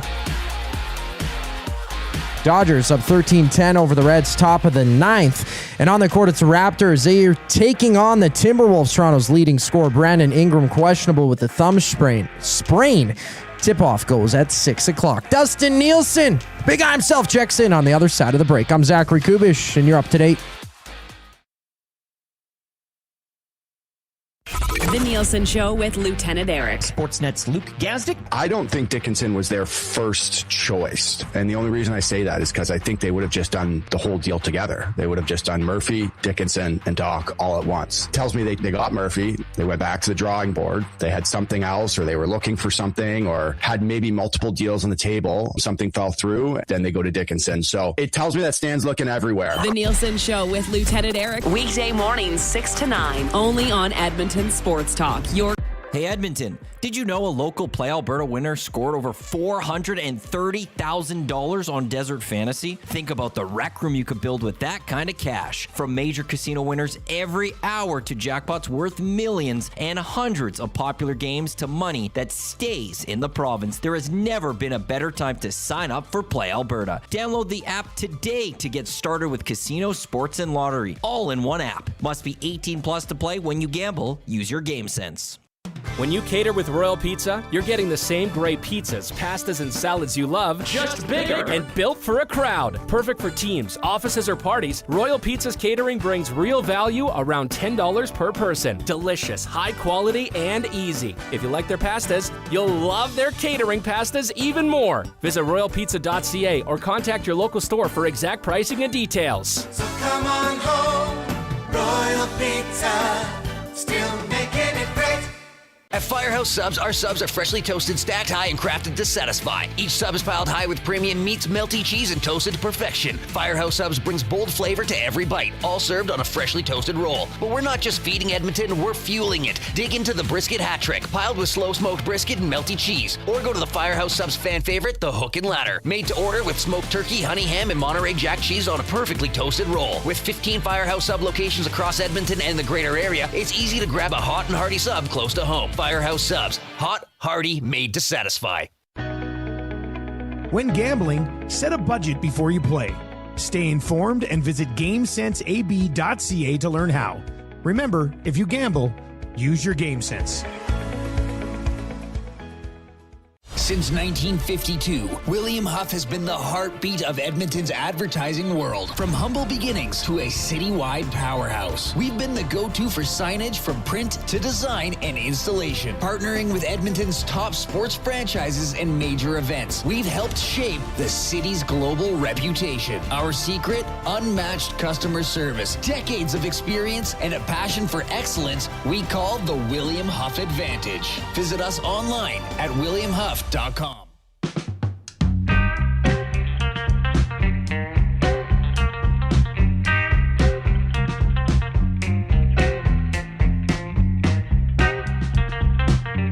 right, thanks a lot for joining us. Edmonton Sports Talk presented by Play Alberta, your home for online gaming excitement, featuring casino games, live dealer action, lottery, instants, and sports betting. With the Play Alberta app, you can take the fun with you anywhere. Download the app or sign up at playalberta.ca. So you have my special play of the day up on top of yours? Yes, it is over there at playalberta.ca under EST specials. This is the Reid Wilkins, Reid's Common Sense Play of the Day is what it's called. Okay. New York Islanders to win on the money line. They are in LA. That has been boosted to plus 126. Oh, why not take it? Well, it's common sense, baby. Yeah, I think it's definitely common sense. Let me just, I'm going to put a little something on it right now. Yeah, for me, it's 2.26 to 1. Islanders are a good team. I don't think the Kings are going in the right direction. I know the Islanders played last night, but they didn't have to go far from Anaheim. So I'll take the Islanders in this one. I like it. Why not?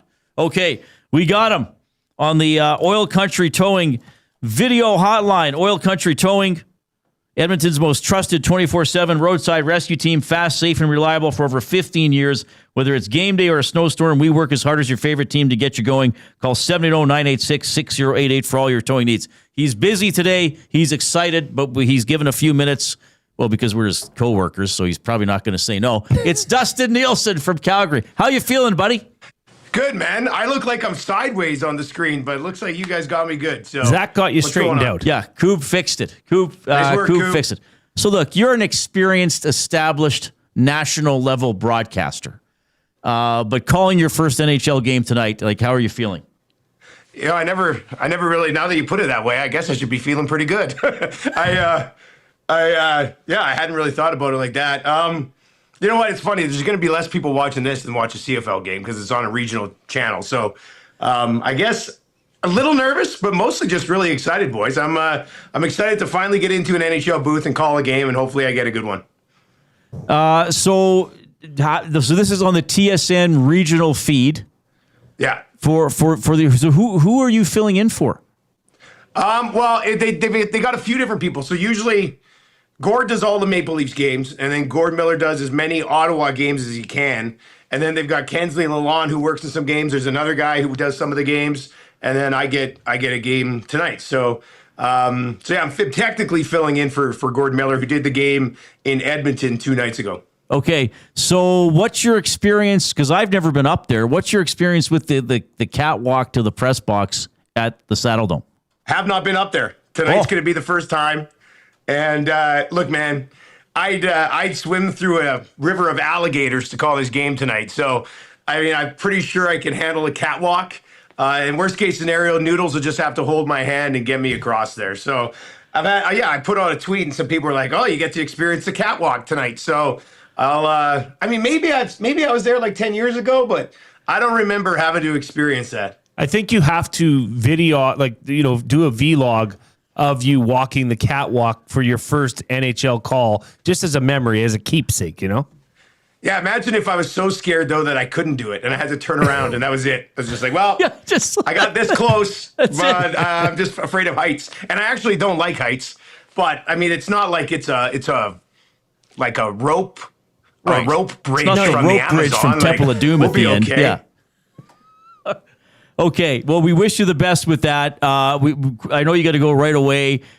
The Oilers are apparently done, or maybe won't do too much. How do you look at? And I know you haven't been able to do your own show the last couple of days, so you probably have a lot to say. How are you feeling about Murphy and now Dickinson and Dach coming in, Mangi, and a couple picks going out. Yeah, you know, I thought it was a little weird when I saw the availability was set up for today. So I figured, I was like, okay, maybe he is done. I also don't think it's smart to just shut off your phone 24 hours before a deadline. So I'm sure there could be something else coming down the pipe if they find the right deal. You know, I think like a low-key, pretty good trade deadline. It just sucks that you have to pay extra to correct your other mistakes that you made. But in the end, I mean, they managed to get out of it. We'll see how they use Dickinson. I know, you know, a lot of people talk about how he can be excellent versus elites and stuff, but I mean, who's kidding who? Connor and Leon are still going to play 22 minutes a night. So if he can provide them with something that, you know, Adam Henrique hasn't, which shouldn't be difficult to do, then that's a step in the right direction. I said coming into the deadline, I still think they get back to a conference final. I think with the changes, they'll still get back to the conference final, but it hasn't changed my opinion about them going any further unless the rest of the group commits to playing better defense.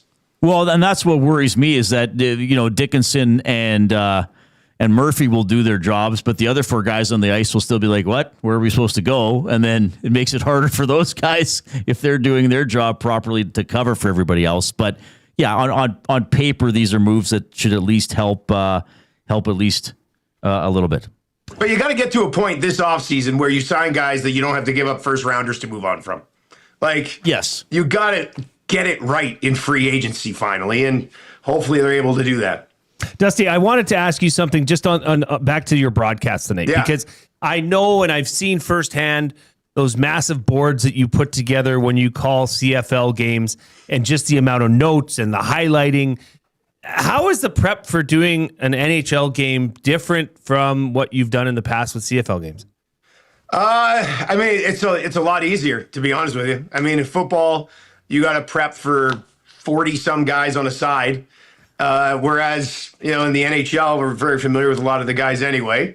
And, you know, there's only the 2 rosters that you have to get to, and they're half the size. So it doesn't take as long. I'm a big prep guy, so I still probably over-prepped.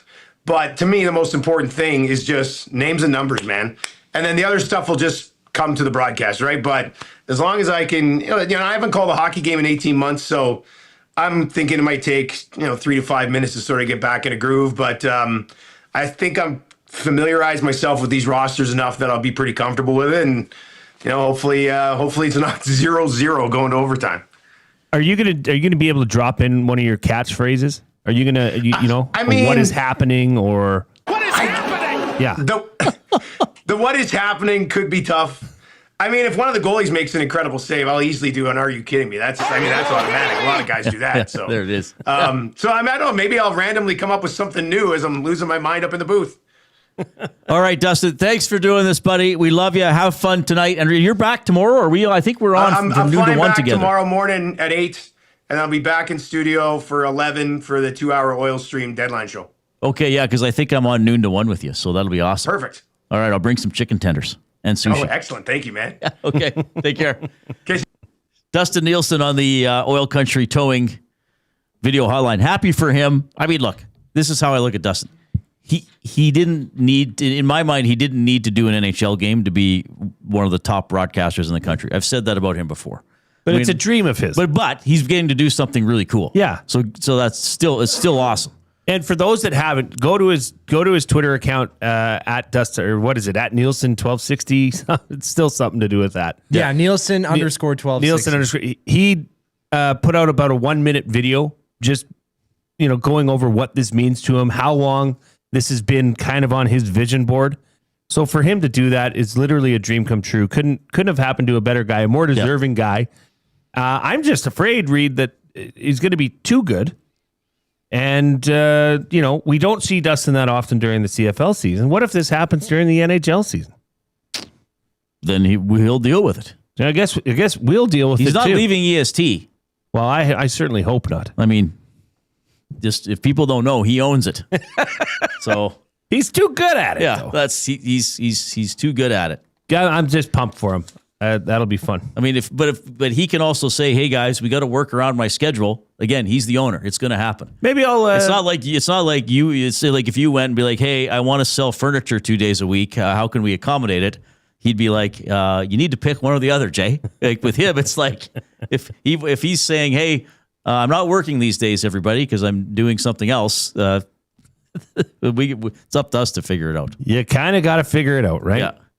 All right. Good to have Dustin there. Dave in Section T says there is a way into the booth avoiding the catwalk, according to the Inside the Truck podcast. It's a long walk around the rink, but I think Dustin will be fine. But I've never been up there, but don't they actually walk over top of the scoreboard at one point? Yes. Yeah. Directly over top. Yeah, that's crazy. But again, it's not like you're walking for 3 miles. I mean, you're walking across the width of a rink. So just think you're above the score clock and all you have below you is the rink. Like you walk from one side of the rink to the other. It seems like the most archaic way of getting to the press box. Yeah. But it is shaped like a saddle. Yeah. So you have to do things differently, I think. Yeah. That there's not an elevator like at Rexall Place, there wasn't an elevator all the way up. Like there was an elevator up to the upper concourse, and then you had to go up some stairs. Right. Like I remember, so it wasn't that many stairs. Now, when I worked for the Edmonton Drillers briefly in the 98-99 North American Soccer League season, the indoor, me and another guy used to have to take all the printers and laptops up for the stat keeping every game. So the final taking those up the stairs, the final way wasn't pleasant, but you weren't that high up. Reid, I had this come in the inbox here. This is from Lindsay in Two Hills. Okay. Hey guys, I would like to know all the first and second round picks they gave up in the last 5 years and what kind of return they got for them. We can pick through that 1 year at a time. I can tell you this. This came out. Well, this came out on X yesterday, and I thought it was. I just think it's a good just to look at it, or in this case, listen to what was given away just this year. Okay. So a 2027 first round pick, 2027 third round pick, 2028 second round pick, 2029 second round pick, Stuart Skinner, Brett Kulak, Andrew Mangiapane. Now, it was a first rounder for Wallman, it was a first rounder for Wallman. Was it not? Well, and that's now changed because it was conditional, but now that they've traded away their 2027, it's guaranteed. It's guaranteed. But that wasn't this year.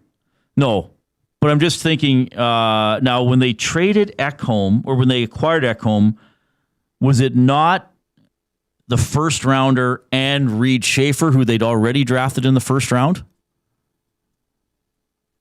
I think. The Oilers acquired defenseman Mattias Ekholm and a 2024 sixth-round draft pick from the Nashville Predators in exchange for defenseman Tyson Barrie, forward prospect Reid Schaefer, and a 2023 first-round pick. Right. A 2024 fourth-round pick. Yeah. And Nashville retained 4%. Right. Yeah, because I think he was 6.5 or 6.2. He was 6.25. And now he's 6 even. And then they traded Sam O'Reilly, who was a first round pick, for Ike Howard, right? Who was also a first round pick. So in terms of first round draft picks, like upcoming picks, they actually traded. I think it was for Ekholm, for Wallman. Am I missing one? And now in the Dickinson trade. Was there another one? What was in the Henrique deal? Was there a first rounder in that one? Yeah, wasn't it a first rounder for Sam Carrick and Adam Henrique? Those might have been separate deals, Coop. They might have actually been separate trades. I'm trying to remember now.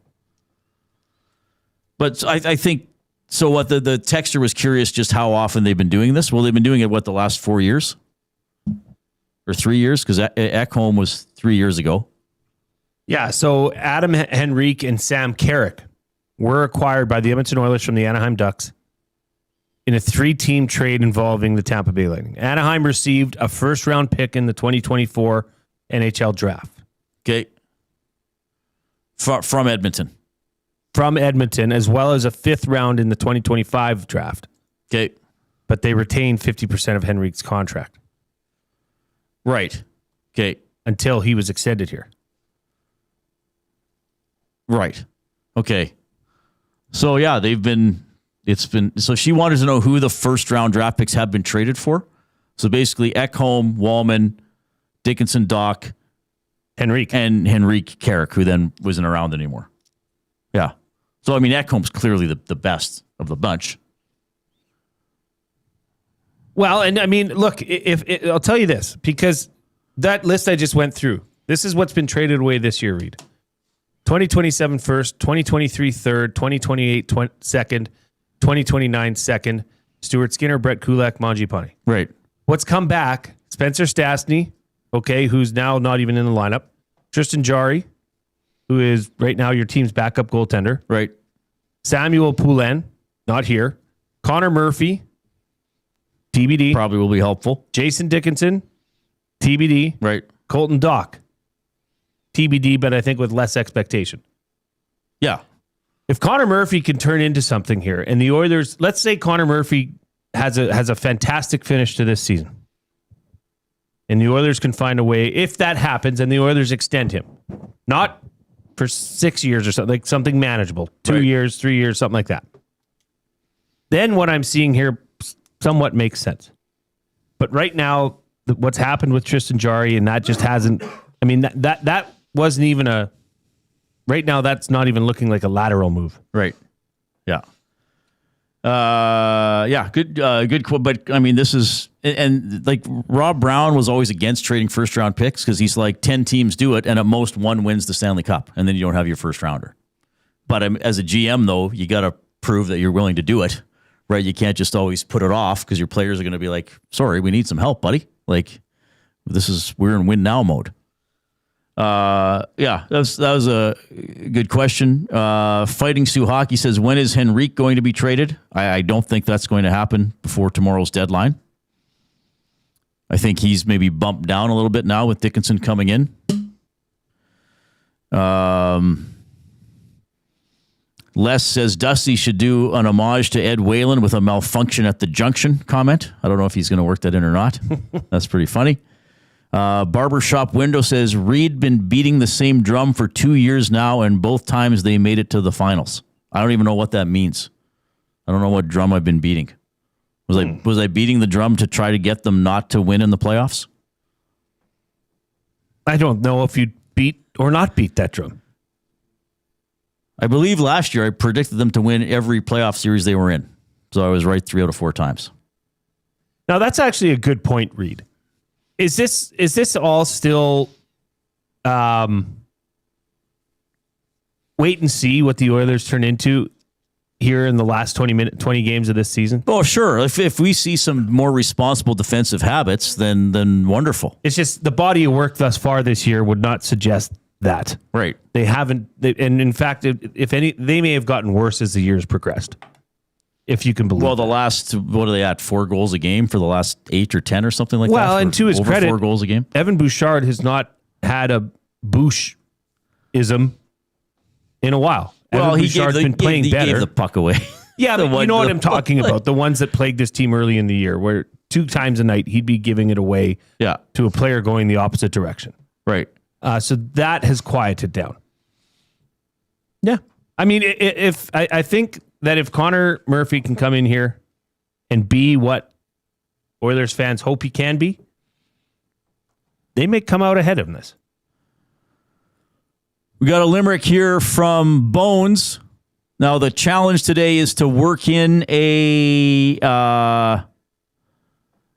nursery rhyme. Yes. Bones says, Oilers got Murphy, Dickinson, and Dach. Stan's contact list is only the Hawks. It only costs picks and stale breadsticks. The Dans are all holding their breath. I don't get that last line. Is that a...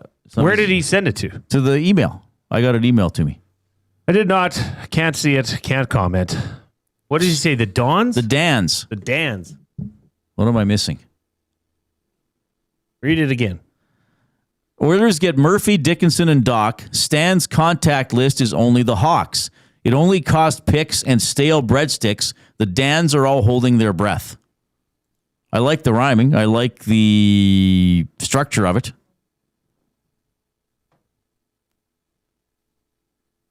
I just don't understand. It's too clever for me. He's gone over my head. Had a limerick come in from Copper Girl. Okay. Hickory dickory dock stands scheming against the clock. With players exchanged, Oilers defense rearranged in hopes of a playoff lock. Yeah, pretty good. Very good. Pretty good. Yeah. All right, keep those coming in. You can email Reid at edmontonsportstalk.com, Jay at edmontonsportstalk.com. We are in the Canadian Brewhouse studio. Real fans know the move. Arrive early. Happy hour at the Canadian Brewhouse runs Monday to Saturday, 2 to 6 p.m., starting at $3.99. Get in, get comfy, get happy. The Canadian Brewhouse. All right, we got the Coup. We got more comments from Oilers practice today. We're going to visit with the Edmonton Oil Kings as well, see what's going on with them. Back in a couple minutes.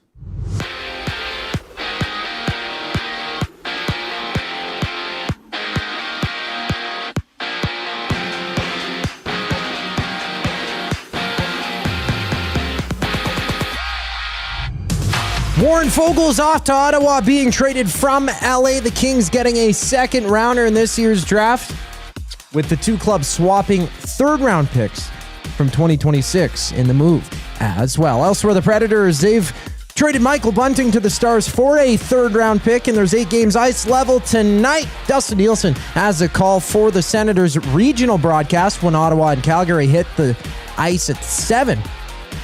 After that, the Leafs and Rangers go at it before LA plays host to Long Island to round out the schedule. And some news coming from the NHL, around the NHL involving the Rangers.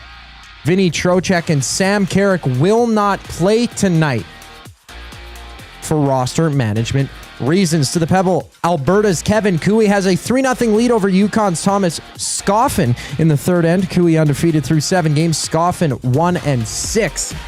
And at the World Baseball Classic, first pitch 8 o'clock between Australia and Czechia. Canada takes the stage for their opening game Saturday morning against Colombia. In the NBA, the Raptors, they tip off with the Timberwolves. Toronto's leading scorer Brandon Ingram questionable with a thumb sprain for that one. Tip off at 6 o'clock. This sports update is brought to you by Sather Reid Sport Medicine. Connor McDavid's got a team of specialists, and you've got a bag of frozen peas. Get the same locker room approach that's trusted by the best in the game. Call them at 780-460-9977 or visit their website at satherreidsportmed.ca to book an appointment today. More with Reid and Jay following the break. I'm Zachary Kubish, keeping you up to date. EST Hangout. I don't want to be looking at next season. I don't want to be sitting a year from now and going, man, if the Oilers could only go get that player, and sit there and be like, but they can't because of this from last year, because of the mistakes that they constantly make. Why do the Oilers have to give up a first-round pick in the end? Because they got it wrong with Andrew Mangiapane, and they have to get rid of that dude. The EST Hangout, presented by Sentinel Storage. Weekday mornings 9 to 11, only on Edmonton Sports Talk, your clear choice for Edmonton sports. Sentinel Storage congratulates Team Canada for all their perseverance, dedication, and commitment, for representing our country so well. Our athletes make us proud to call Canada home. Sentinel Storage, proudly Canadian and official storage partner of Team Canada. The road to the FIFA World Cup runs through Edmonton. See Canada Soccer's men's national team before they take on the world this summer. Canada versus Uzbekistan. June 1st, 7 p.m., Commonwealth Stadium. Tickets at Ticketmaster.ca. Looking for quality building materials and friendly advice? Visit us at Windsor Plywood Leduc, family owned and locally run since 1993. From interior materials for doors, flooring, baseboards, and all the finishing touches to all you need for your outdoor projects like cedar lumber for decks and fences, plus all the plywood you'd need. Our full-time on-staff carpenter can help with anything odd-sized or custom, and from domestic hardwoods to exotic selections, we've got you covered. And if we don't have it, we'll track it down for you. Windsor Plywood Leduc, we're the experts you need to know. Hey Edmonton, did you know a local Play Alberta winner scored over $430,000 on Desert Fantasy? Think about the rec room you could build with that kind of cash. From major casino winners every hour to jackpots worth millions and hundreds of popular games to money that stays in the province, there has never been a better time to sign up for Play Alberta. Download the app today to get started with casino, sports, and lottery, all in one app. Must be 18 plus to play. When you gamble, use your game sense.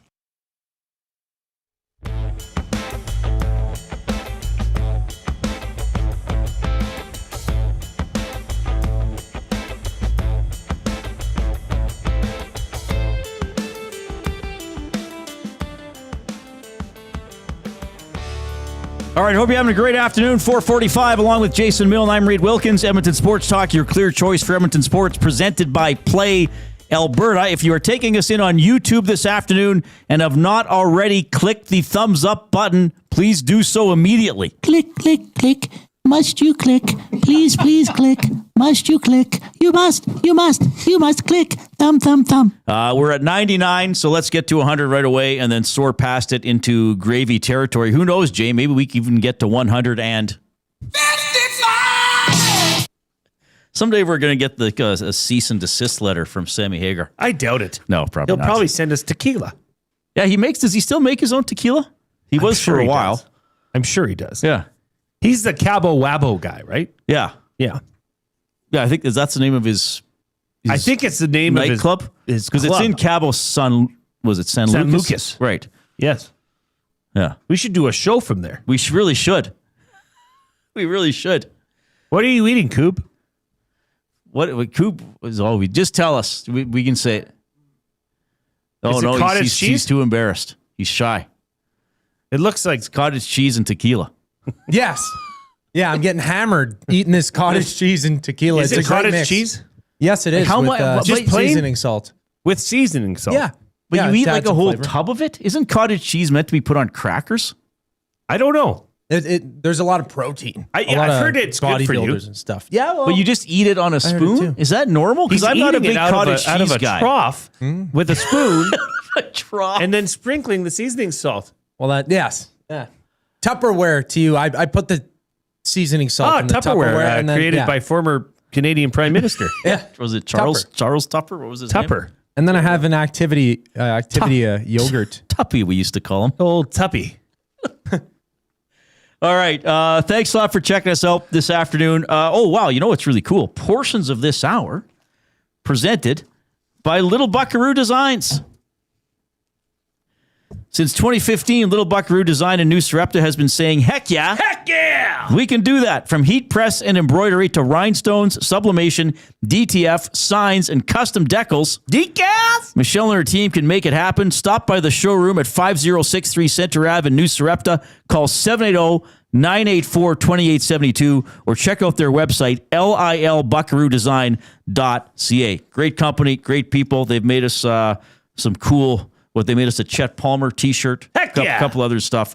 Very fun, big partners and big supporters here of Edmonton Sports Talk. They've got a sale on hoodies. Oh, do they? Yeah. Oh, that's a good deal. Go get your hoodie at Little Buckaroo. I wanted to read a comment here before we... 83 runner. This usually comes up this time of year, so we should address it. The NHL shouldn't schedule games during trade week or day.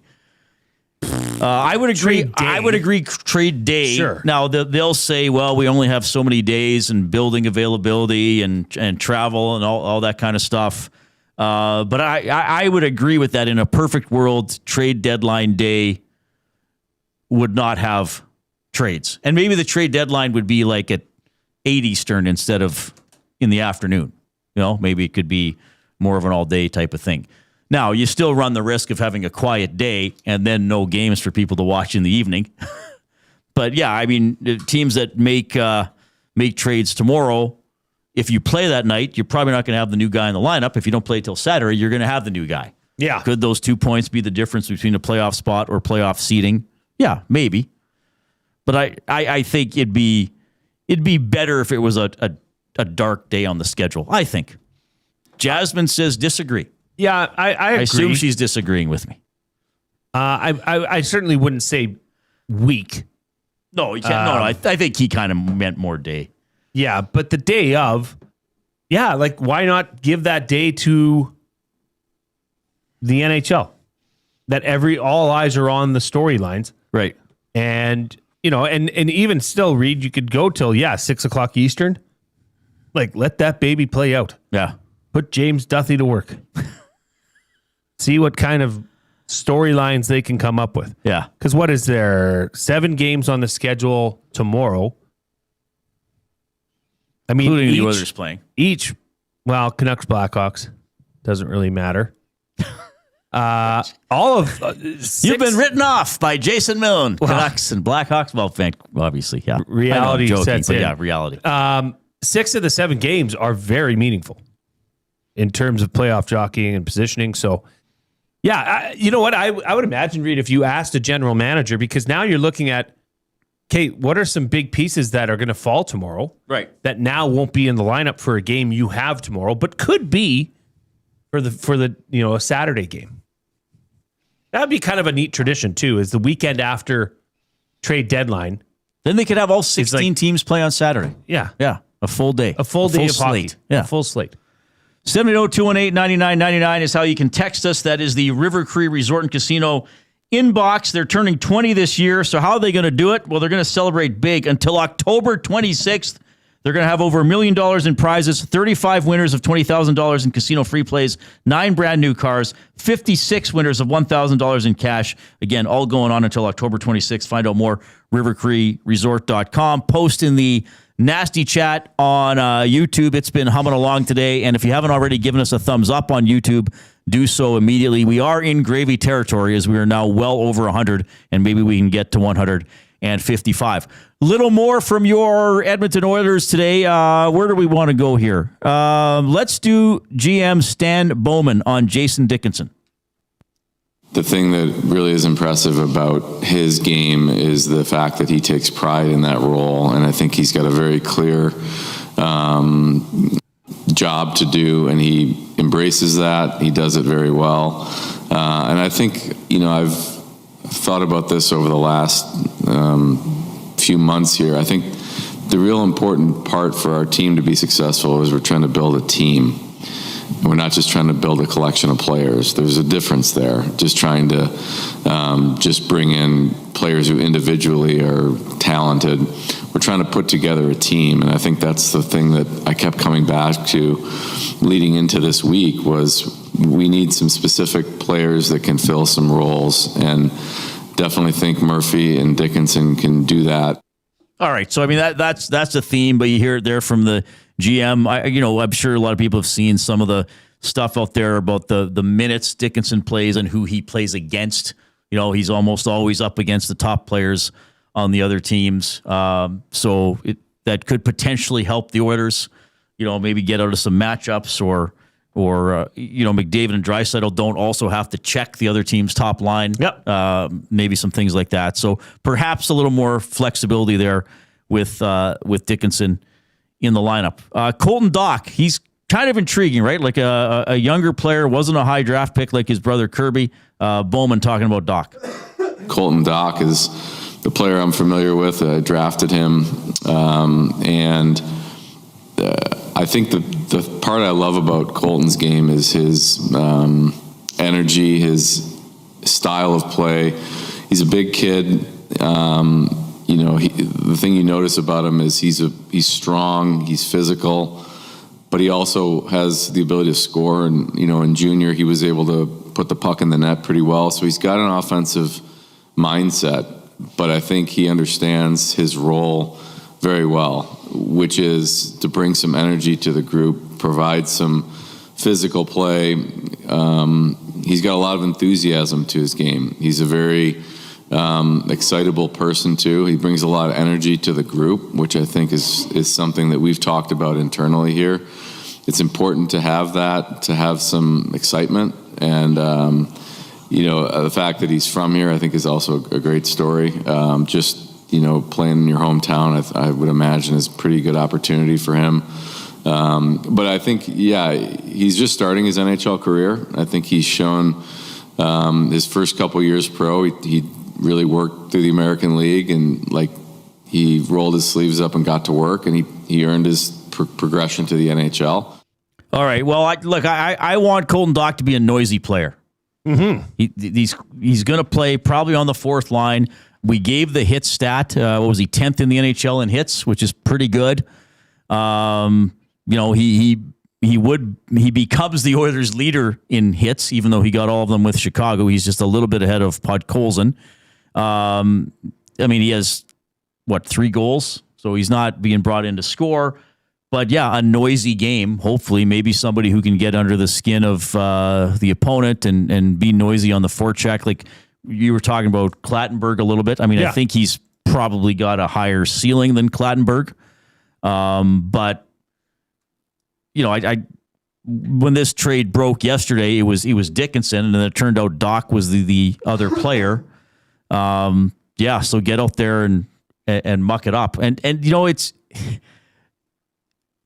Bowman mentioned enthusiasm, and what do we say sometimes? That not all the time, but there are times that this team doesn't look overly enthusiastic. Correct. We've talked about them, the very mild celebration sometimes for goals. And I know there's a couple players on the team who get a lot of points, and they'll say, well, it's our job to score. We're just doing our job. Why should we jump around about it? But it's okay to have somebody do something and get a little bit excited about it and add some energy to the bench. Heaven forbid. Heaven forbid. Yeah, well, tomorrow night, Reid, that'll be, I guess, kind of the icing. I guess the alternative argument for having games on trade deadline day would be, well, now Oilers fans get an immediate look at, well, for sure, Connor Murphy. Mm-hmm. Well, these guys will be in. They should be. So you can see exactly what you have in these players that you might not be as familiar with. So a little bit more here. Let's go to the head coach, Chris Knobloch. He was talking about Dickinson. Well, first of all, I know Jason a little bit from just coaching against him. I never met him, but I know the type of player he is, and I think he's a good fit for our team. I think it's something we've been looking for, is a guy who can skate. He's big, but a really good shutdown centerman. And that should alleviate some of the pressure on McDavid, Draisaitl, not having to play against the best players all the time. You can have a good shutdown line, and whoever you pair them with, they can play against other teams' top lines. McDavid and Draisaitl they'll have some heavy competition, but maybe not as heavy all the time. So I think that's a big benefit of that. And also, he's an elite penalty killer, and we envision him being part of our penalty kill. Yeah, well, a stuffed toy might be better on the penalty kill than what they've been rolling out there. So hopefully, Jason, that's really mean, isn't it?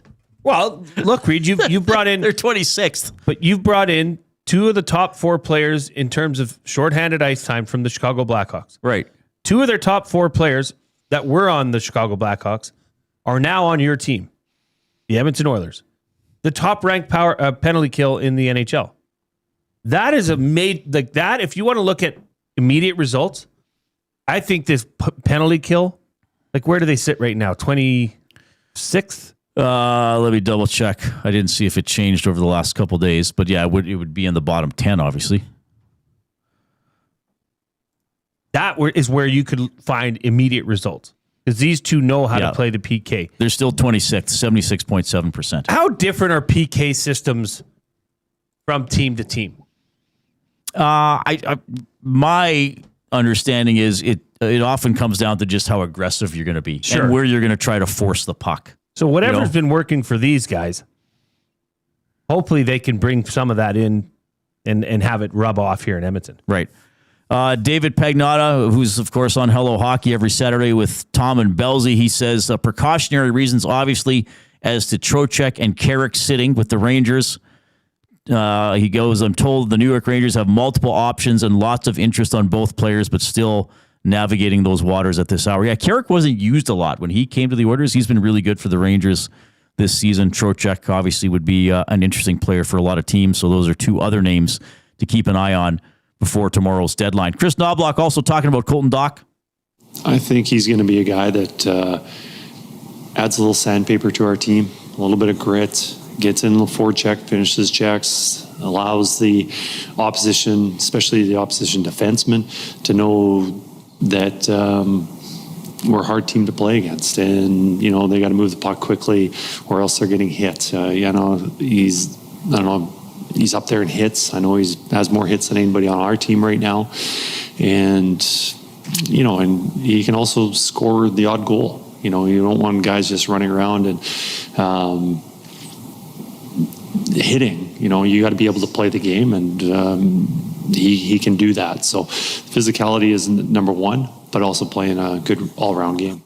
All right. Yeah. So we're being told what to expect from these players. If they can go out and do that the large majority of the time, then they're going to be good additions to the team. Yep. And probably help the team as a whole. All right. 5 o'clock break here. We still have buying or selling coming up. A little more on the Oilers and how these new guys might fit in. Kevin Rodomsky, Oil Kings Director of Business Operations, is going to visit with us as well. Of course, we'll have words of the day for the Edmonton Public Library. If you have us on the YouTube stream and you have not clicked the thumbs up, please do so. We need 30 thumbs to get to 155 live on the show. We got over 155 earlier this week, I think, after the fact. Let's do it live. We'd love to do it. We're doing it live. Do it live. Here's the 5 o'clock break.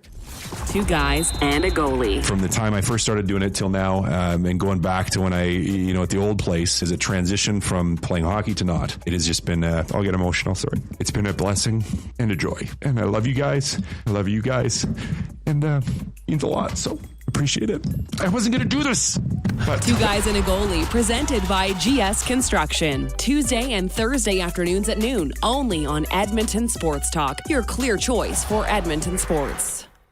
Hey Edmonton, did you know a local Play Alberta winner scored over $430,000 on Desert Fantasy? Think about the rec room you could build with that kind of cash. From major casino winners every hour to jackpots worth millions and hundreds of popular games to money that stays in the province, there has never been a better time to sign up for Play Alberta. Download the app today to get started with casino, sports, and lottery, all in one app. Must be 18 plus to play. When you gamble, use your game sense. Real fans don't stroll in at puck drop. They claim territory. They study the screens. They get into their spot, which is why this matters. The Canadian Brewhouse now has happy hour. Brand new. Tons of options. And the good stuff, like our espresso martinis and our cracked pepper and sea salt dry ribs. Monday to Saturday, 2 till 6 p.m., starting at $3.99. That's more than enough reason to come early. New happy hour at the Canadian Brewhouse. If you're serious about game day, we'll see you for happy hour.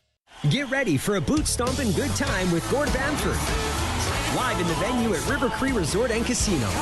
Gord Bamford, March 20th, presented by River Cree Resort and Casino and CFCW. Tickets at rivercreeresort.com. River Cree Resort and Casino. Excitement. Bet on it.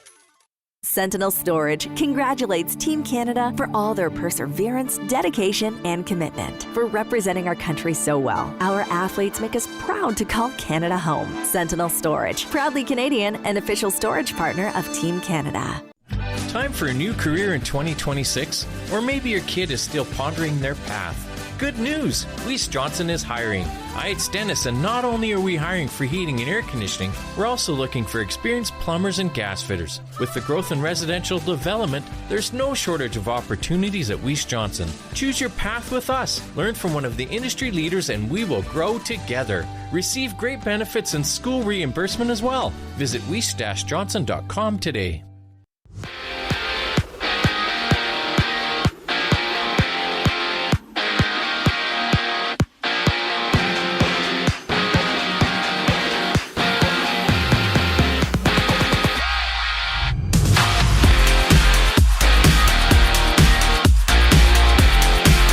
Warren Foegele's off to Ottawa, being traded from LA. The Kings getting a second rounder in this year's draft, with the 2 clubs swapping 2026 third rounders as well. Elsewhere, the Predators, they've shipped Michael Bunting out to Dallas. The Stars acquiring him for a third-round pick, and 4 games about to get underway. It's the Leafs and Rangers duking it out. Vinny Trocheck and Sam Carrick will sit for New York for management reasons. To the Pebble, Alberta's Kevin Cooey has a 3-0 lead over Yukon's Thomas Scoffin in the 5th end.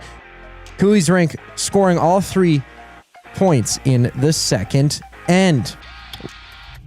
In World Baseball Classic action, first pitch at 8 o'clock between Australia and Czechia. Canada takes the stage for their opening game Saturday morning against Colombia. To the NBA, it's the Raptors taking on the Timberwolves. Toronto's leading scorer Brandon Ingram questionable with a thumb sprain. Tip-off at 6 and 2 5 o'clock games. On the docket, it's the Jazz and Wizards matching up. I'm Zachary Kubish. That was your sports update. The third and final hour of the Reid Wilkins Show starts right now.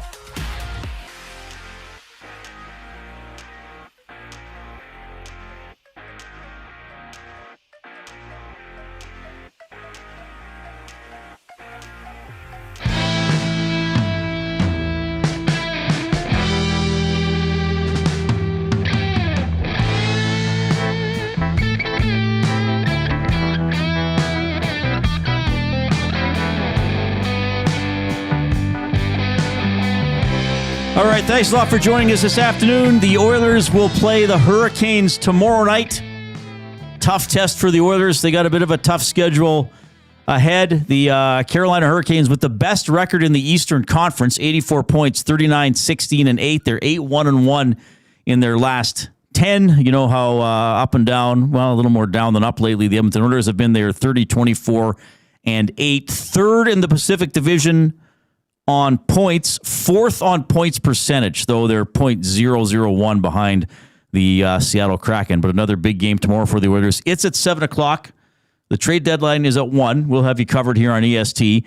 And at 6 o'clock tomorrow, the GCL Diesel Oil Stream pregame show will commence, hosted by our good buddy Tom Gazzola. Quickly in the nasty chat, casino dealer Jay says this team definitely needs the depth. I hope they can play their share of minutes and stay even.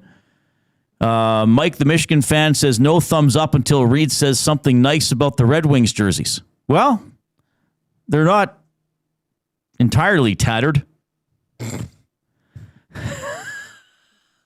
Wasn't that our draft of jerseys?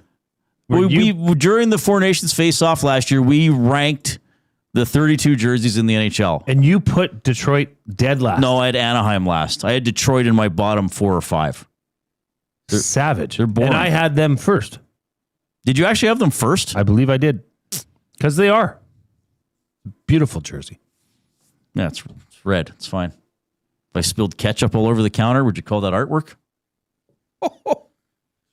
Touche. Got a limerick. Well, several limericks have come in. I'll get to 2 right now. Oh, yeah, let's do it. Abutski says, the fans say, Stan be nimble with cap space that fits in a thimble. The deals came quick. Oil fan is sick of the Panthers' cougar-like symbol. Fair enough. Well, Panthers probably aren't going to be in the playoffs. So I doubt it's going to be a 3. The Panthers are second last in the Eastern Conference. Yeah. They have 63 points. They're now 10 out of the playoffs. So they're not getting in. We should check in with our good friend from Florida. Yeah, we'll have Doug on. Yeah. Well, because they're coming here in a couple weeks, That's right. Ken has this limerick. Stan Bowman made many trade calls.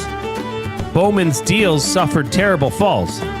Not a scout in the place, nor a stat nerd with grace could fix his roster move stalls. Sounds like Ken's not a fan of the moves. No, that's okay. Trades. That's okay. Here's the thing. It's without these players playing, it's hard to be really high about it or really down about it. Well, they've gotten guys for very specific purposes. Yes. And nobody's a headline player.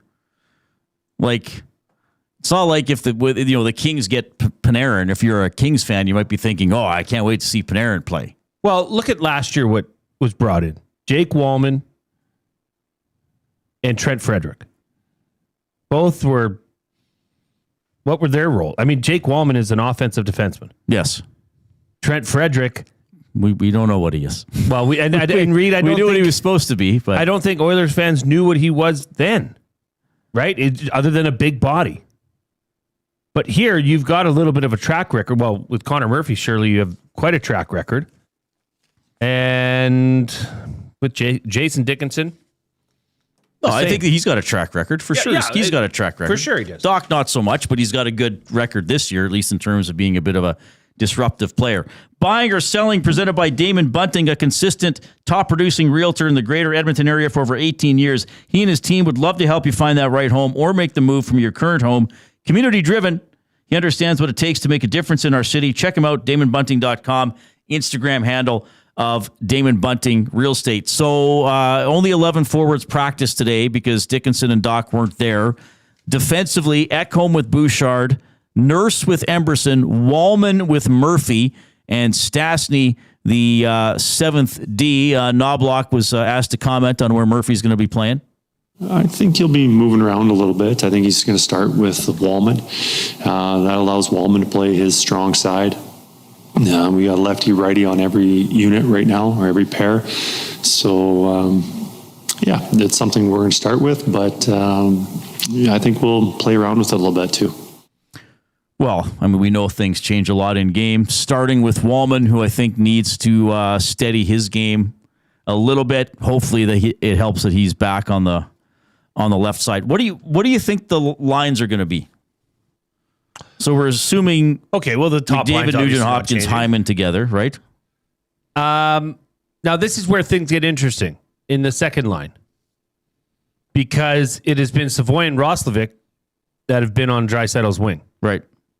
And we were talking about this earlier with Benny in the bullpen, and they have been doing quite well. I mean, this recent stretch, Savoy has looked fantastic. Very good. So you'd be hard-pressed, I guess, to break that up, right?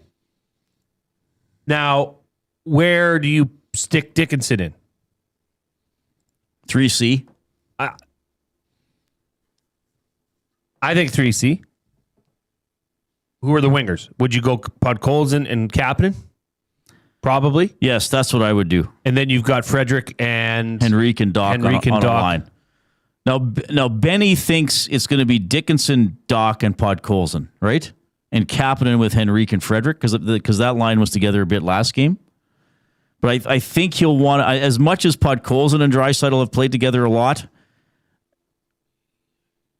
I think that, to me, Podkolzin and Kapanen are a little more versatile, that they can move around to a different center.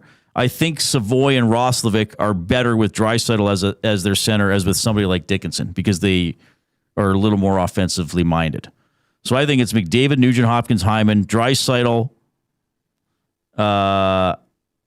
Savoy, Roslovic, Dickinson, Podkolzin, Kapanen, Henrique, Frederick, Dach, and then Szymanski's the scratch.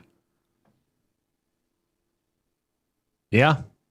I mean, that right there, Reid, has improved your team, has improved your roster.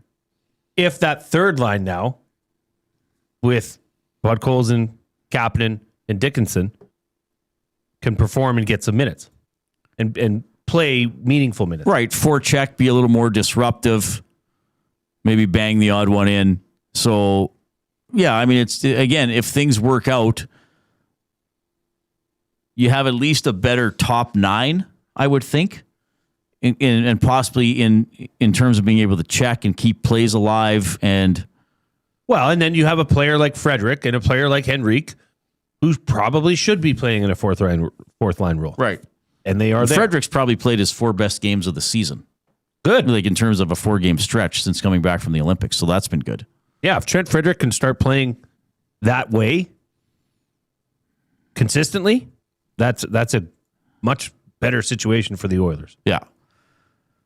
All right. A little bit more of audio for today. Let's do this one here because, look, one of the things that's been talked about is, man, oh man, the Oilers gave up a first-round draft pick in the Dickinson Dach trade, not so much to get those players, but to get Chicago to take Mangiapane for the rest of this year and next year.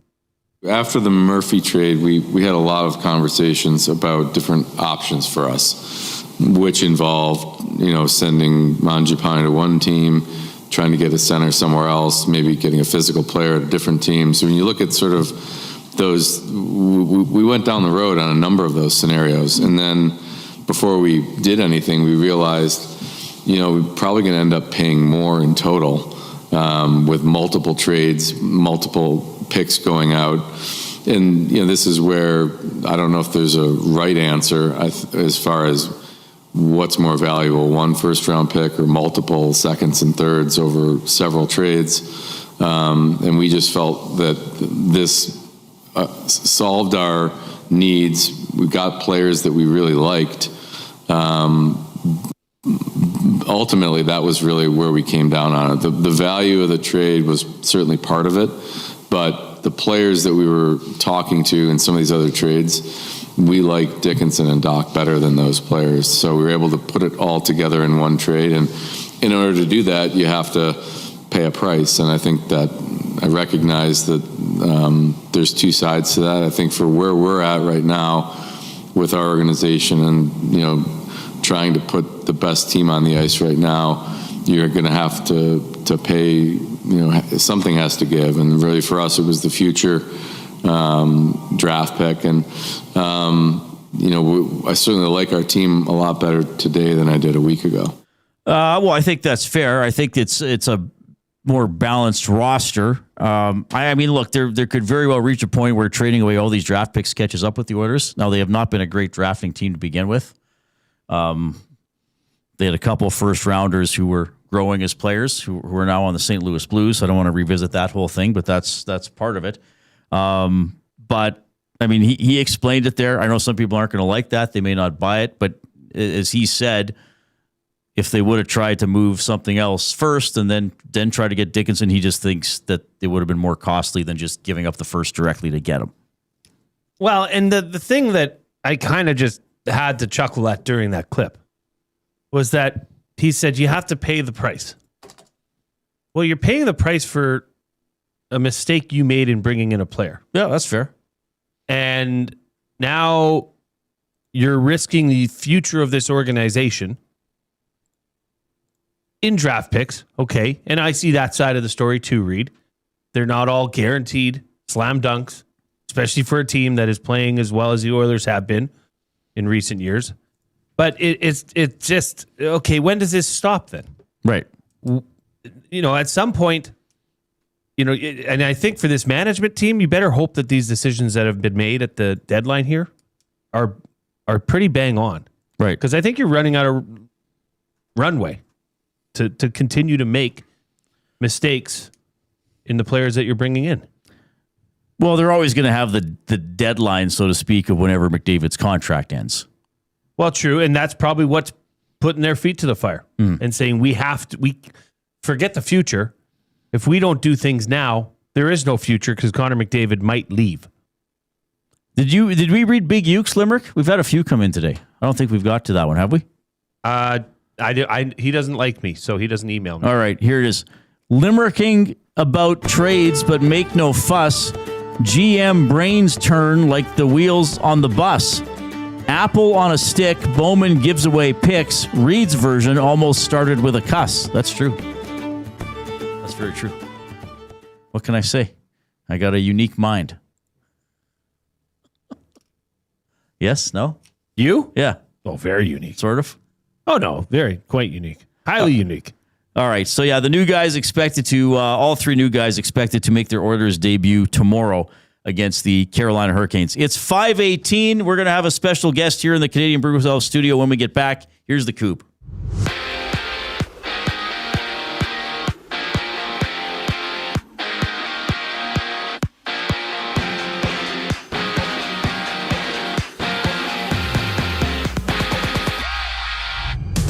Warren Foegele is headed to Ottawa, being traded from LA. The Kings getting a second rounder in this year's draft, with the two clubs also swapping third rounders in the trade. Elsewhere, the Predators, they've shipped Michael Bunting off to Dallas. He joins the Stars for a third round pick going to Nashville.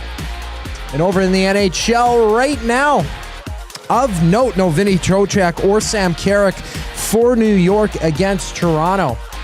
That one's just getting underway between the Rangers and Maple Leafs. 4 games live in total. One with a score. Ivan Provorov, a power play goal for the Columbus Blue Jackets. They're up 1-0 over the Panthers about 7 minutes into play. To the Pebble, Alberta's Kevin Cooey has a 3-0 lead over Yukon's Thomas Scoffin in the fifth end. Cooey undefeated through 7 games. Scoffin is 1-6 so far. And to the hardwood, The Raptors, they tip off with the Timberwolves. 6 o'clock, Brandon Ingram questionable for Toronto with a thumb sprain. A pair of games live right now. Mavericks up 10-5 over the Magic. 3 minutes into action and halfway through the opening quarter. An 18-14 lead for the Jazz over the Wizards. Kevin Rodomsky checks in next here on the Reid Wilkins Show. I'm Zachary Kubish, keeping you up to date.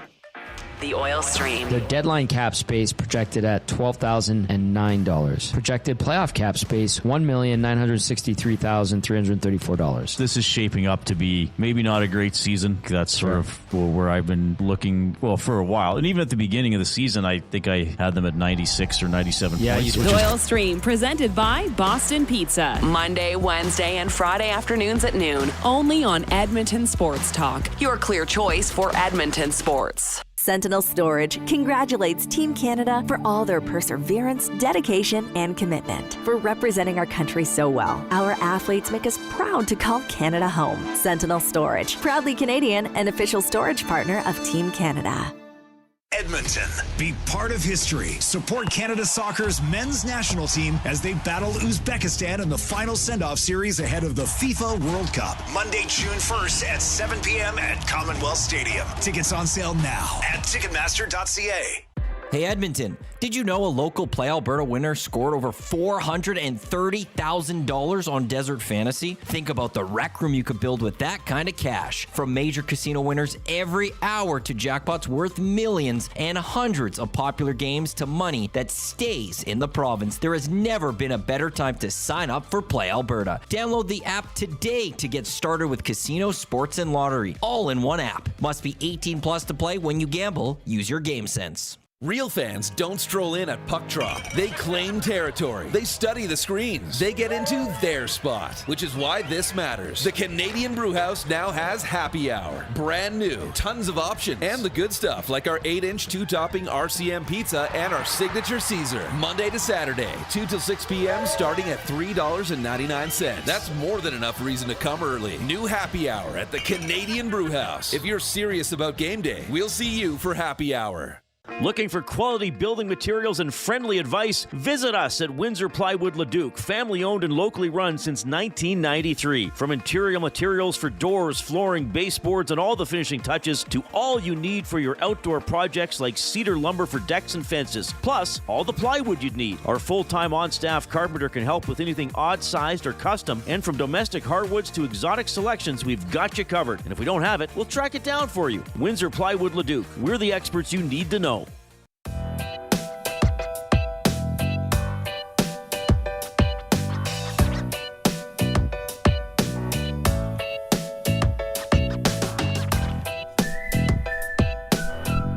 All right, hope you're having a great afternoon. Where was our lunch from today, Jay? That was good. South Island Pie Company. God, we've been spoiled lately. Parayko. Yeah, really good. They have a pie called the Wilkie. They do. And that's what I had. It was delicious. Meat and cheese in a crispy shell. And the seasoning. Say less. Yeah, say less is great. Guys are simple. Like, what'd you say? Meat, cheese, crispy shell. Yeah. Sold. Check. They got a lot of great stuff. Actually, their store, like us, is on 107th Ave. Yep. Now it's about 50 blocks away. Sure. But still. I actually drove by it today to get here from Roger's place. Yeah, it's right 100%. around the corner from the Roxy. It used to be the pretzel place. That's and right. now South Island Pie is in there. They were outstanding. Another great partner here. So they sell pies in store. Yeah. But you can also order online. They'll ship them to you frozen. Oh, wow. So you can use them one at a time. Perfect meal. Take Yeah, them there for we go. lunch. Yeah, I think I was reading it's like 40 or 45 minutes in the oven. Yeah. Let them cool for a bit, and away you go. They were really good. We got a special guest here in the Canadian Brewhouse studio. The Canadian Brewhouse, dive into the wing flavor of the month. Creamy white cheddar, rich, cheesy, and smooth, like your favorite white cheddar popcorn. I thought you were describing yourself. But on a saucy wing. Thank you. Try them before they're gone. There's only so many chickens producing. Yeah, they only breed so many white cheddar chickens. Kevin Rodomsky is here, Director of Business Operations for the Edmonton Oil Kings. First of all, let's know, for people on YouTube, we have props. But I'll let you describe. What have you brought in here? Yeah, so you know what, we're playing two big games this weekend, Saturday and Sunday. So for the power of the video, we're giving away Blake Fiddler bobbleheads, 1,000 of them. And what a lot of people don't realize is just like how much work goes into these things. And when Blake Fiddler was drafted this year in the NHL's draft that was in Los Angeles, I was actually showing the design to his dad, Vern Fiddler, who happened to be there. And then, of course, they get shipped to us. We started working on that thing in March of last year, the design. Oh, no way. Yeah, it takes that long. And so for everyone that can, great catch. For everyone that can see it right here, yeah, it's Blake Fiddler. What we also love is the box is just as collectible as the bobblehead. Yeah. Right? So he's got the stats on there, a little bit of the story of Blake. And for those who don't know, Blake Fiddler was drafted second round this year, 36th overall by the Seattle Kraken, and he's one of the staunch portions of our back end on the blue line. Yeah, he's really good player, and great kid. Was he in the World Juniors? He was not in the World Juniors. No, not the year before this one. The year before, That's yeah, not the most recent. Yeah. And of course, he's represented Team USA as well in international competition, and just really great kid. So we're going to give away on Fan Appreciation on Sunday. We're going to give away 1,000 of these bobbleheads. We've also got him to sign 25 of them. We're going to mix them in, and we have over 6,000 prizes to give away. So tons of fun. Wow, tons of fun. All right, so there are two games this weekend. Yeah. So first of all, you have Medicine Hat on Saturday. So that's the traditional Saturday 7:00 start time. And what's the promo for that night? There's always something going on. There's always something, especially later in the year. We're going to give away 1,000 Hot Wheels cars. So you know those little die-cast Hot Wheels cars you had as a kid? They never went away. And we have 1,000, and they're going to be assorted. So we're going to have 1,000 cars. And I'm talking everything from hearses to ambulances and everything in between. Oh, geez. And you can grab. Actually, those things are kind of related now I think about it. But you can come in, and it's the first 1,000 people that come up, grab a car, and you can go home with a Hot Wheels car. And it's the first time we've ever done the Hot Wheels night, so we're really excited for it. And what a great opponent! The Medicine Hat Tigers, second in our division right now. They are a fierce rival of the Oil Kings. So if you're coming for hockey, check mark. Coming for giveaways? Check mark. Yeah. You want some kids' food combos that start at $7.50? We got that too. Be great. All right. Saturday night. Saturday night, and then PA is here. That's the 4:00 Sunday game. So you have the bobbleheads, and they're a powerhouse. Like the Oil Kings are very good, but PA is just flying, aren't they? Yeah, we played them in the playoffs last year. We came into the playoffs as a 7 seed. They were a 2 seed. We took them to 7 games last year. I usually glance over the fact we were up 3-1 in that series. You had them. You know, that's the experience that you need as a team to see what does it take at that next level. And every team needs that, right? Seeing just the grit that's required in playoff time. And here they are again. We get to play them. And what I love is when we have great opponents on great games with great promotions. It's just like everything's right there. And like this is a heck of a weekend for junior hockey as far as the hockey goes, and a heck of a weekend for giveaways and fun for the whole family as well. So yeah, I mean it's amazing. I went to the game you guys played Everett. Oh yeah, a couple weeks ago. Yeah. Like they're super good. Yeah, they're stacked. Everett has an .858 points percentage. So they're on the other side of the draw. So you don't have to see them till the league final. Yep. PA and Medicine Hat both have 96 points. You guys have 83. Calgary has 77. So you're probably going to finish third. Yep. Probably going to play Saskatoon. Yep. Maybe Brandon. I would think Saskatoon would be preferred. Yep. For the travel. For the travel of nothing else. Yep. Okay. And so you're at 60. What do you guys play? 68? I always forget. We play 68 games. 34 at home, 34 on the road. So 8. So you're getting pretty close to being locked into a position. So a few more home games, and then the playoff schedule will be TBD once it comes out. I can tell you that it's crazy where a lot of people think there's still a lot of hockey to be played. And like the regular season ends on March the 22nd, on Sunday, March the 22nd. That's it. Well, today, when you think about it, we've got games this weekend, games next weekend, and the weekend after that, the regular season's done. So if you haven't been to an Oil King game, you're running out of time. So make sure you don't delay on that. But more than anything, I can give your listeners the drop that we're holding Friday, March the 29th, March the 27th, and Sunday, March the 29th as the first 2 playoff games in round 1. Well, we already know that. Right? Because you will host. We will host. You can't fall down to 5. Correct. Yeah, you can't fall down to 5. Yes, we're confirmed to be in the playoffs. We know where we're going to play the first 2 games. Okay. And then depending on opponent, that can change the series. If we play Brandon, the series could look a little different where it's 2 games here, 3 games there, 2 games here because of the travel. Okay. We would want that. It's 14 hours one way.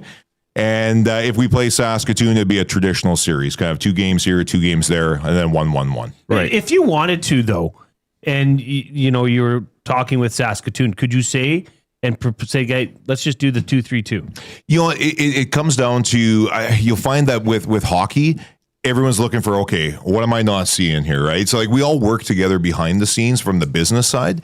With travel, it's only like 5.5 hours to Saskatoon. There would be a hard conversation to have. But if there was something where the building isn't available, like in Brandon, they have a huge trade show that moves into their building. So their games in the first round, if they're not a high seed, are actually not played in Brandon because they don't have the building. So then that's when you start getting creative. And what I love about the Western Hockey League is that we can all work together and say, hey, listen, maybe this isn't how they drew it up, but this is how we're going to do it. So yes, we've already been talking to Saskatoon, already been talking to Brandon, and we already have a plan laid, and then we just let the math. Okay, who did you guys beat in the final, the neighbors Gunther year? Was it Seattle? That's when again? So were you not quite back yet? So here's the deep trivia. Every time the Oil Kings have won, I haven't been with the team. So that's when I was with Hockey Canada. Oh, no. So because I'm sitting here, there's no way we can win anything because remember that's when they didn't have their building. And so I think 5 of the 7 games were going to be in Edmonton. Correct. And I think games 2 through 7 were all in Edmonton. And I know for a fact that Daniel Triani was the guy who ran it while I was gone. Right. And they actually had a home game at Edmonton that they considered a home game for the road team. It was a little bit bananas. I got to double check this now because my memory is betraying me. I think it was Seattle. Well, 22 is when we won the last championship. Right. So here it is, 21-22 season. Yeah. Playoffs, Edmonton 4, Seattle 2. There you go. And the final went, there we go. Seattle at Edmonton, Seattle at Edmonton, Edmonton at Seattle, Edmonton at Seattle, Seattle at Edmonton. So game 6 was in Edmonton. There you go. So that should have been in Seattle, but something was going on with their building. Yep. So, So games 5, 6, and 7, if needed, would have been in Edmonton on top of games 1 and 2. So I'll give you a little piece of folklore. Sebastian Cossa, what was the score in that last game? 2-0. There you go. One of the things that they had to concede was that when Seattle scored, we were going to use their goal horn because it was technically their building, even though it was Rogers Place. Okay. So for all the people out there, hang with me here. It's a pretzel of a conundrum. And Sebastian Cossa said, don't worry about the goal horn. Don't worry about it. And he threw a shutout. I didn't know that. Yeah. He said, don't worry the about guy was a legend. Yeah. I didn't know that he said that, and that was kind of a weird backed one. it up. And Seattle has nothing to complain about because Edmonton won games 3 and 4 in Seattle anyway. Correct. It was a bit of a road heavy series. Yep. Yeah. So but that's what makes it fun, though, right? Like that's why you play the games to get there. And we were a great team, and we're a really good team right now. And what I love about what we do is it's kind of equal parts, family fun. It's great value both for the food side, the ticket side, and then when the playoffs start, the animosity kicks right up on the ice, and everyone just kind of knows that it's time to go. Yeah. Yeah. Now, do you still have a promotion every game in the playoffs? What we'll do is we'll give out like noise clappers. We're trying to help and create that atmosphere and that ambiance. But we'll still do promotions within the game. But generally, because we don't know how many games we're going to play or when, the challenge is selling tickets when you only have 24 to 48 hours. Oh, yeah. No so what I love is by clinching the playoffs and knowing that we're going to come in as a high seed, we have more runway so that the first round has more tickets to it. So people can already buy for March 27th and March 29th if they want, or they can soon? So what we're doing is we actually sell playoff pass. Oh, nice. And so what it is it's a little bit gambling, right? And if you love sports, you love to gamble. Those things go together. But right now, we're selling for $99. And regardless of how many games we play, you pay that one price. If we go to 4 rounds and every round is 7 games, you paid $99 at the very beginning. You ride with us. Potentially 12 home games. 100%. Right. Yeah. And if I can also say it the reverse, right? Like if we somehow lose in the first round, 2 home games at home, 2 road games, and we're out, you paid $99 for 2 games. Take a look at this team. This team's not going to go out in 2 games. Yeah. No shot. No, they aren't. So, but like what I love about it is when people look into that, that's what makes junior hockey so fun. For $99, you got a seat for the whole ride, however long it might be. All right. So 2 games this weekend. First of all, Medicine Hat Saturday at 7. They're a big rival. And then PA, they're having an incredible season. That's Sunday at 4. So the bobbleheads are the Sunday game. You bet. Bunch of other prizes as well. And the family fun is always Sunday. Yeah, so we've got stuff for the kids. The full carnival on Sunday is set up, and we're doing a full team autograph session. So the only way that player's not up there is if they get injured in the game. But basically, the whole team will be there. They'll be signing stuff. And of course, we're giving away 1,000 Blake Fiddler bobbleheads. We have 3 $100 or $1,000 gift cards from the Brick. We've got Supplement King is giving away shakers. Everybody's going to win something. Oh, wow. That's what we do is we have scratch and win. So you don't have to be one of the first 1,000 people in.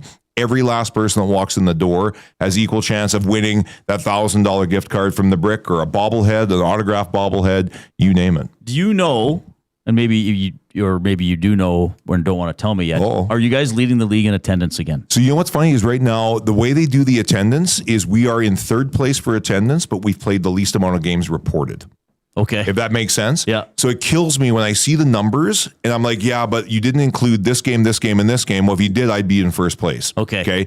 So it's gonna be razor thin because the teams in America are doing great. Okay. And last year was the 3rd straight year we led the WHL in attendance. Yeah. We had over 256,000 fans last year. We had average attendance of over 7,400. And more importantly, we were 100,000 higher than any WHL team in Canada. 100,000 higher. Really? Yes, sir. Jeez. Yes, sir. So we like, and it's, you know what it is it's tremendous support from the Edmonton community. Yeah. Like there's a huge pocket of people that come to the Oil Kings because it's great hockey. We've got that, but it's also tremendous value from what you from the concessions to the ticket price, and people love it, and we're so blessed. Like we couldn't have this level of success in any other market because the support we receive day in and day out is unparalleled. So who's drawing well? So what? The States has what? Everett's done well. Seattle does well. Spokane does well. And does Portland still do well? Yeah, and Portland does well. You bet. Okay, and I guess Everett this year, 100%. They virtually never lose. If you're not buying a ticket in Everett, I don't know what your problem is. I don't know what your standards are. Yeah, I like our odds because on Wednesday, March the 11th, we have our 11 a.m. game. Well, that still hasn't come. That's what I'm saying. Yet. Yeah, right. No, it's next Wednesday. We're going to have over 17,000 fans in Rogers Place. All under the age of 15 or 11 even. Exactly. And we're still doing $2 hot dogs. So it's like 17,000 fans, $2 hot dogs because every Wiener Wednesday, and this is a Wednesday. So what I love is when all the other opponents, like when Portland or Everett is looking at the attendance numbers, I bet you they're rubbing their hands like, we got them. I'm like, you have no idea. Right. There's a 17,000 coming on. So do you still call that the hockey hookie? That's what I've always called it. Yeah, absolutely. Hockey hookie. Okay, we got to remember that because sometimes it's fun to get a player on in the afternoon after the game. Puck drops at 11 o'clock. Absolutely. Well, that could be perfect post game. I know that Bakersfield recently had their hockey hookie day, and Quinn Hudson scored a goal, and he went into the 6-7. Oh, that's right. Yeah. I mean, is it almost mandatory for whoever scores goals to get those kids? Because once a player does, the kids, oh my God, yeah. You know, it's so funny. It's like that's all it takes. And when you ask people why, no one can answer the question. I don't know. No one knows. Nobody knows. It is the mystery of life. It's tremendous. But like honestly, it's the loudest game of the year. Our fans, they love showing up, but our players, like they actually have a hard time talking with each other on the bench because it's so loud. I've been to those. Coolest thing. Like it sounds like, and then let's face it, they are kids, so their tone is still a little higher pitched. Like the couple I've been to, it's almost a little surreal because it's like this almost tinny noise that never goes away, and a lot of them are really invested in the game. Maybe have never seen a live hockey game before, never seen the Oil Kings before, so you get the energy as well. of it. But it's that hum or whatever it would be never goes away. It's really unique to be in the building. I promise you, if you're not doing anything next Wednesday, you take an extended lunch. Come on down, $2 hot dogs. And we still have great seats at $20. Like we're like absolutely. There's only a handful of tickets left. But like we could be pacing towards a sellout of 18,000 tickets for junior hockey on a Wednesday morning. And it's good. But how many? What percentage of that would be? Because obviously there's teachers and parents coming too. But what percentage would actually be school kids? Oh, like 90%. Like oh yeah, for sure. That's incredible. Yeah, and like I think we have over 200 buses coming. And so like the team, we actually just had a meeting before we came. I'm trying to make sure we understand how we are parking all these buses. Because like these buses are coming from near and far, right? Yep. Actually, we were just in Duffield, Alberta. Have you ever heard of Duffield? Absolutely. Yeah. Okay, well, we were there this morning. I had never been before. The school that we went to, Duffield School, is on Main Street. And that's all there is. There's like a grocery store. They also sell, it's a post office, the grocery store that also sells fireworks. Yep. And there is a school. They're coming to Hockey Hooky next Wednesday. Well, I'll tell you something, because I have a pass to park in that lot to the north. And every year I get an email say you can't park there. Yep. On that day, because there's going to be like hundreds of buses in there. Literally. So, No, it's so amazing. cool. And what I love about it is it's one of our signature games. We have Teddy Bear Toss, which is a signature game, Hockey Hooky, which is a signature game. And exactly to your point, there's so many fans that are going to come there for the very first time. They're going to have a great experience. They come in with a pocket full of change. They can have some hot dogs. They can cheer and they can go home. And it's just everybody wins. And our players get to play in front of an NHL level crowd in an NHL level building. Right. It's a cool experience. So is this already the next 3 games, or is there a road game in between? No, it's actually we're at home. We're at home on Saturday. We're at home on Sunday, and then we're at home on Wednesday against Wenatchee for the Hockey Hooky. Okay. And then we play next Saturday at home, next Sunday in Calgary. What's the Wenatchee team called again? Wild. The Wild. Yeah. It's the baseball teams, the Apple Sox. That's right. Yeah, there we go. Remember that. Well, it's all the owners of the Wenatchee Wild. They're all fruit producers. That's where they make the money. Oh, no way. You Okay. bet. That's where they make the money. Okay. Maybe they'll bring us a case of apples. That'd be great. That'd be amazing. That'd be great. Yeah. Kevin, we love having you in. We always get compliments because of your energy. Confide in the Nasty Chest says Rodomsky has a demeanor and voice that could sell salt to a slug. You know what? I'm taking that. I appreciate that as high praise. High praise. That is pretty Well, original. yeah, and Abutsky chimes in and says Radomski's voice is NFL Films deep. Ooh. Oh yeah, you would be. I mean, good. you should give us from the frozen. Yeah, you only need the edge. Yeah. All right, so oilkings.ca. I mean, we talk about the team quite a bit on this show. We've had players and coaches on. Matt Barrett's come in. You've come in. So no, but two great games this weekend. Yeah. They're neither one is up against an Oilers game. Nope. Because the Sunday Oilers game in Vegas isn't until 7:30. Correct. So you can easily get to these, and then maybe you can sneak out of work on Wednesday and join all the school kids for the 11 a.m. game. Thanks for coming in. Thanks for the bobbleheads. Thanks for the support, guys. Blake Fiddler bobbleheads on Sunday. That's Kevin Rodomsky from the Oil Kings here in the Canadian Brewhouse studio. Here comes the Coup.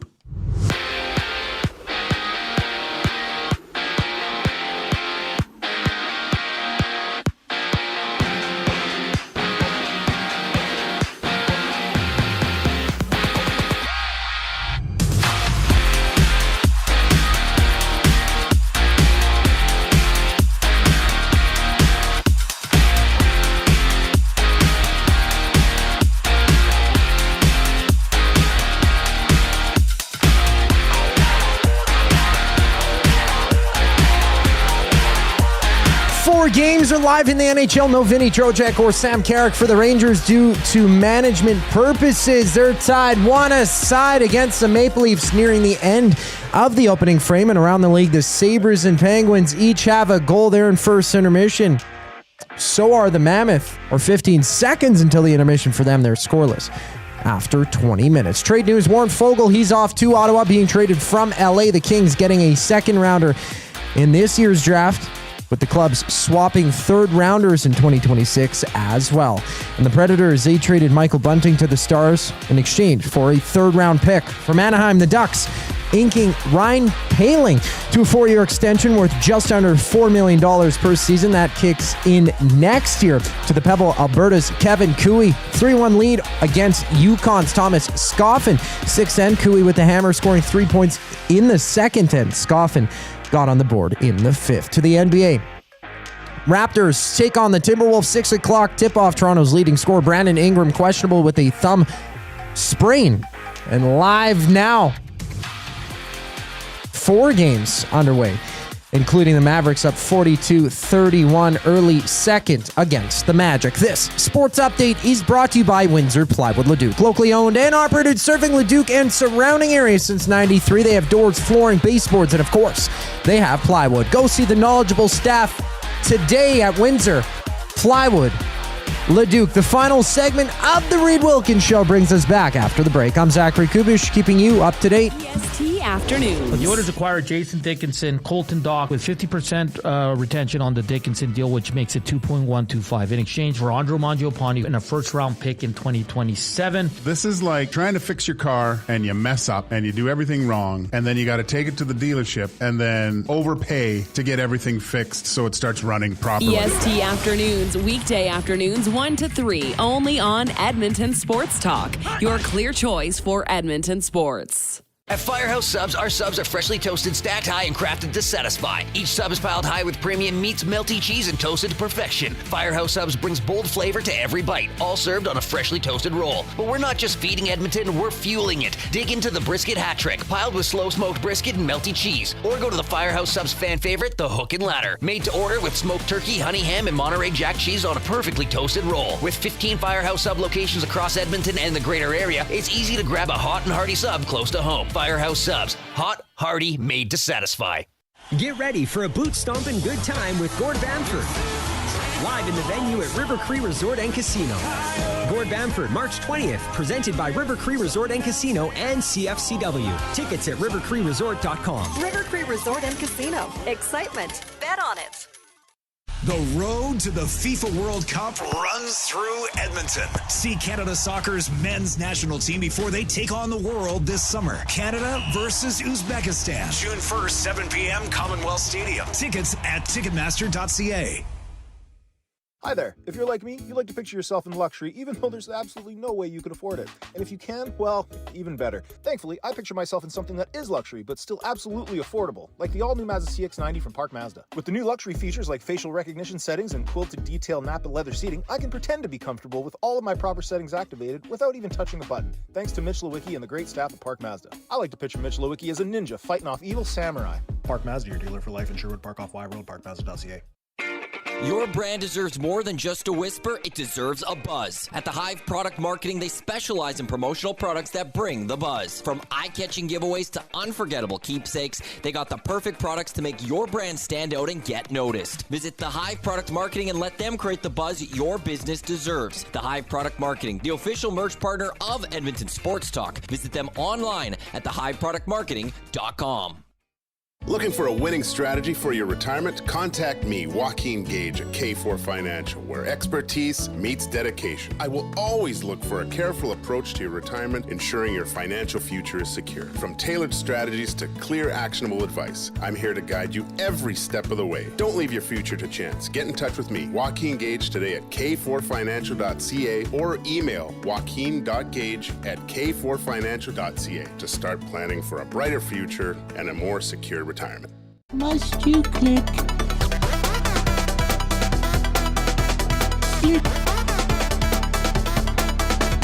Thumb. Must you click? Thumb, thumb, thumb. There it is. The world famous Thumb Click remix is put together by Zach Kubish. If you have us on your YouTube stream today, we are 15 clicks away from 155, which is another show milestone. So get in there and click if you haven't done so already. Edmonton Sports Talk presented by Play Alberta.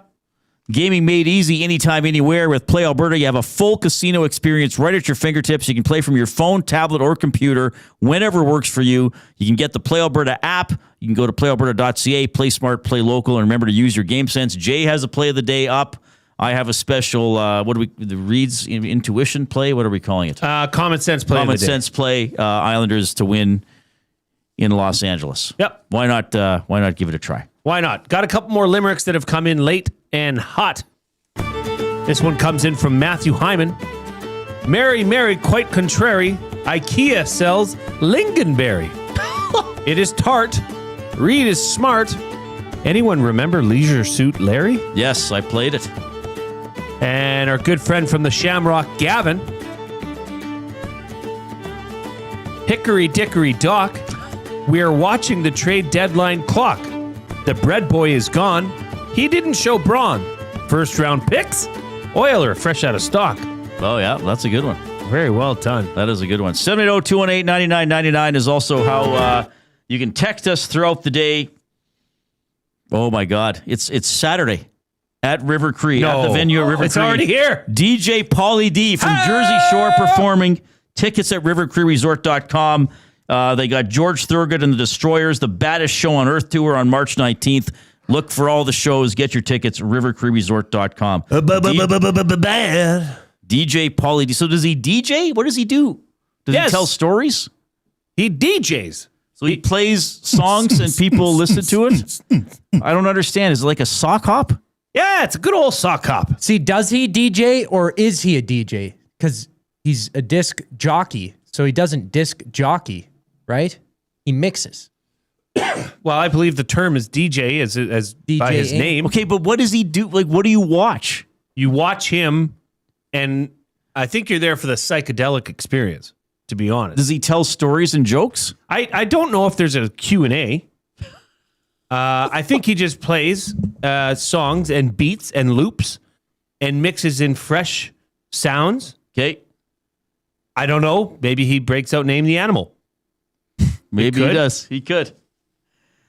I would imagine there will be no drugs involved. Connor Murphy on the ice today at Oilers practice. He was paired with Jake Wallman, Jason Dickinson, and Colton Dach will join the team for the optional morning skate. I would guess they're going to be on the ice. Oilers play the Hurricanes tomorrow at 7. We will have the GCL Diesel Oil Stream pregame show at 6 tomorrow, hosted by Tom Gazzola. Final pre- and post appearance for Matt Cassian. So we love Matt. You did a great job today on his final 2 guys on the goalie. He came into studio for that. We love him. Fantastic. Words of the day presented by Edmonton Public Library. Edmonton Public Library has an intellectual freedom campaign. EPL stands up for your right to explore every topic, every belief, and every opinion without censorship. Learn more about how EPL protects your freedom to read at intellectualfreedom.ca and EPL's website, epl.ca. The word of the day with Reid and Jay. Oh, I'm sorry. Did I break your concentration? What do they got to say? Say what again? Say what again? I dare you. Let's find out. English, do you speak it? Then you know what I'm saying. Did we only get one word in yesterday? Correct. At Mr. Mike's. Ad hoc, I knew that one. These these words of the day have been supplied by Abutski. Oh, no way. Okay, he's really enthusiastic about it. That's good. First word of the day, Blythe. Blythe? Blythe. Well, I think I know how to spell it. Blythe? I don't know how to spell it. All right. Well, that's very disappointing to be wrong. Blithe.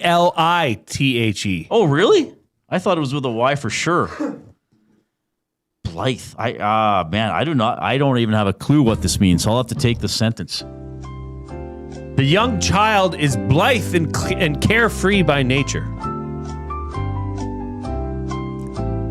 Well, I guess it doesn't mean carefree because it also includes that word. Kevin Rodomsky always has a blithe, like upbeat and positive. Well, you really led happy or joyous. Well, geez, I didn't even really get it right. I don't even know if I shouldn't get a half point for that. What would you say about a 0.3 for Blake Fiddler? No, that's too low. What about Captain 0.42? Okay. Okay, that's 0.42 out of 2. Second word of the day, confabulate. Oh, confabulate. Confabulate. Okay, well, again, I feel confident with the spelling. CONFABULATE. Dun, da, da, da. Confabulate. I should know what this means, but I don't think that I can find it in my brain, or maybe I don't know. Confabulate. You and I confabulate for the entire 3 hours that we were on the show, and actually beyond that. It's just to have a wide-ranging conversation, or to be conversational. To engage in conversation, or otherwise known as talk. That's it. Just confabulate. Confabulate. So I get 0.5 for that one. 1.92 out of 4. Yeah. Not your best work. Not my best. I didn't know that that's what Confabulate make. Fighting Sioux Hockey in the Nasty Chat says, are the new guys playing tomorrow? Yes, they are all expected to play tomorrow against the Carolina Hurricanes. So trade deadline tomorrow. We'll have it completely covered here on EST. What are we doing? We're blowing out the lock shop, having a 2-hour oil stream from 11 to 1. That'll be fun. I think, I'm on with Dustin from noon to 1. So you're away tomorrow? I am. So it'll be me and Coup and whoever else just drops in. Oh, Benny will be here? Benny will be on. I think Tom's going to come on. Yeah, I may get some guys from other markets just to shoot the breeze, see what's going on. It'll be fun. Confabulate. It'll be fun. Yeah, thank you. All right, on behalf of Zach Kubish and Jason Milne, I'm Reid Wilkins. Thank you so much for tuning in. Enjoy your evening.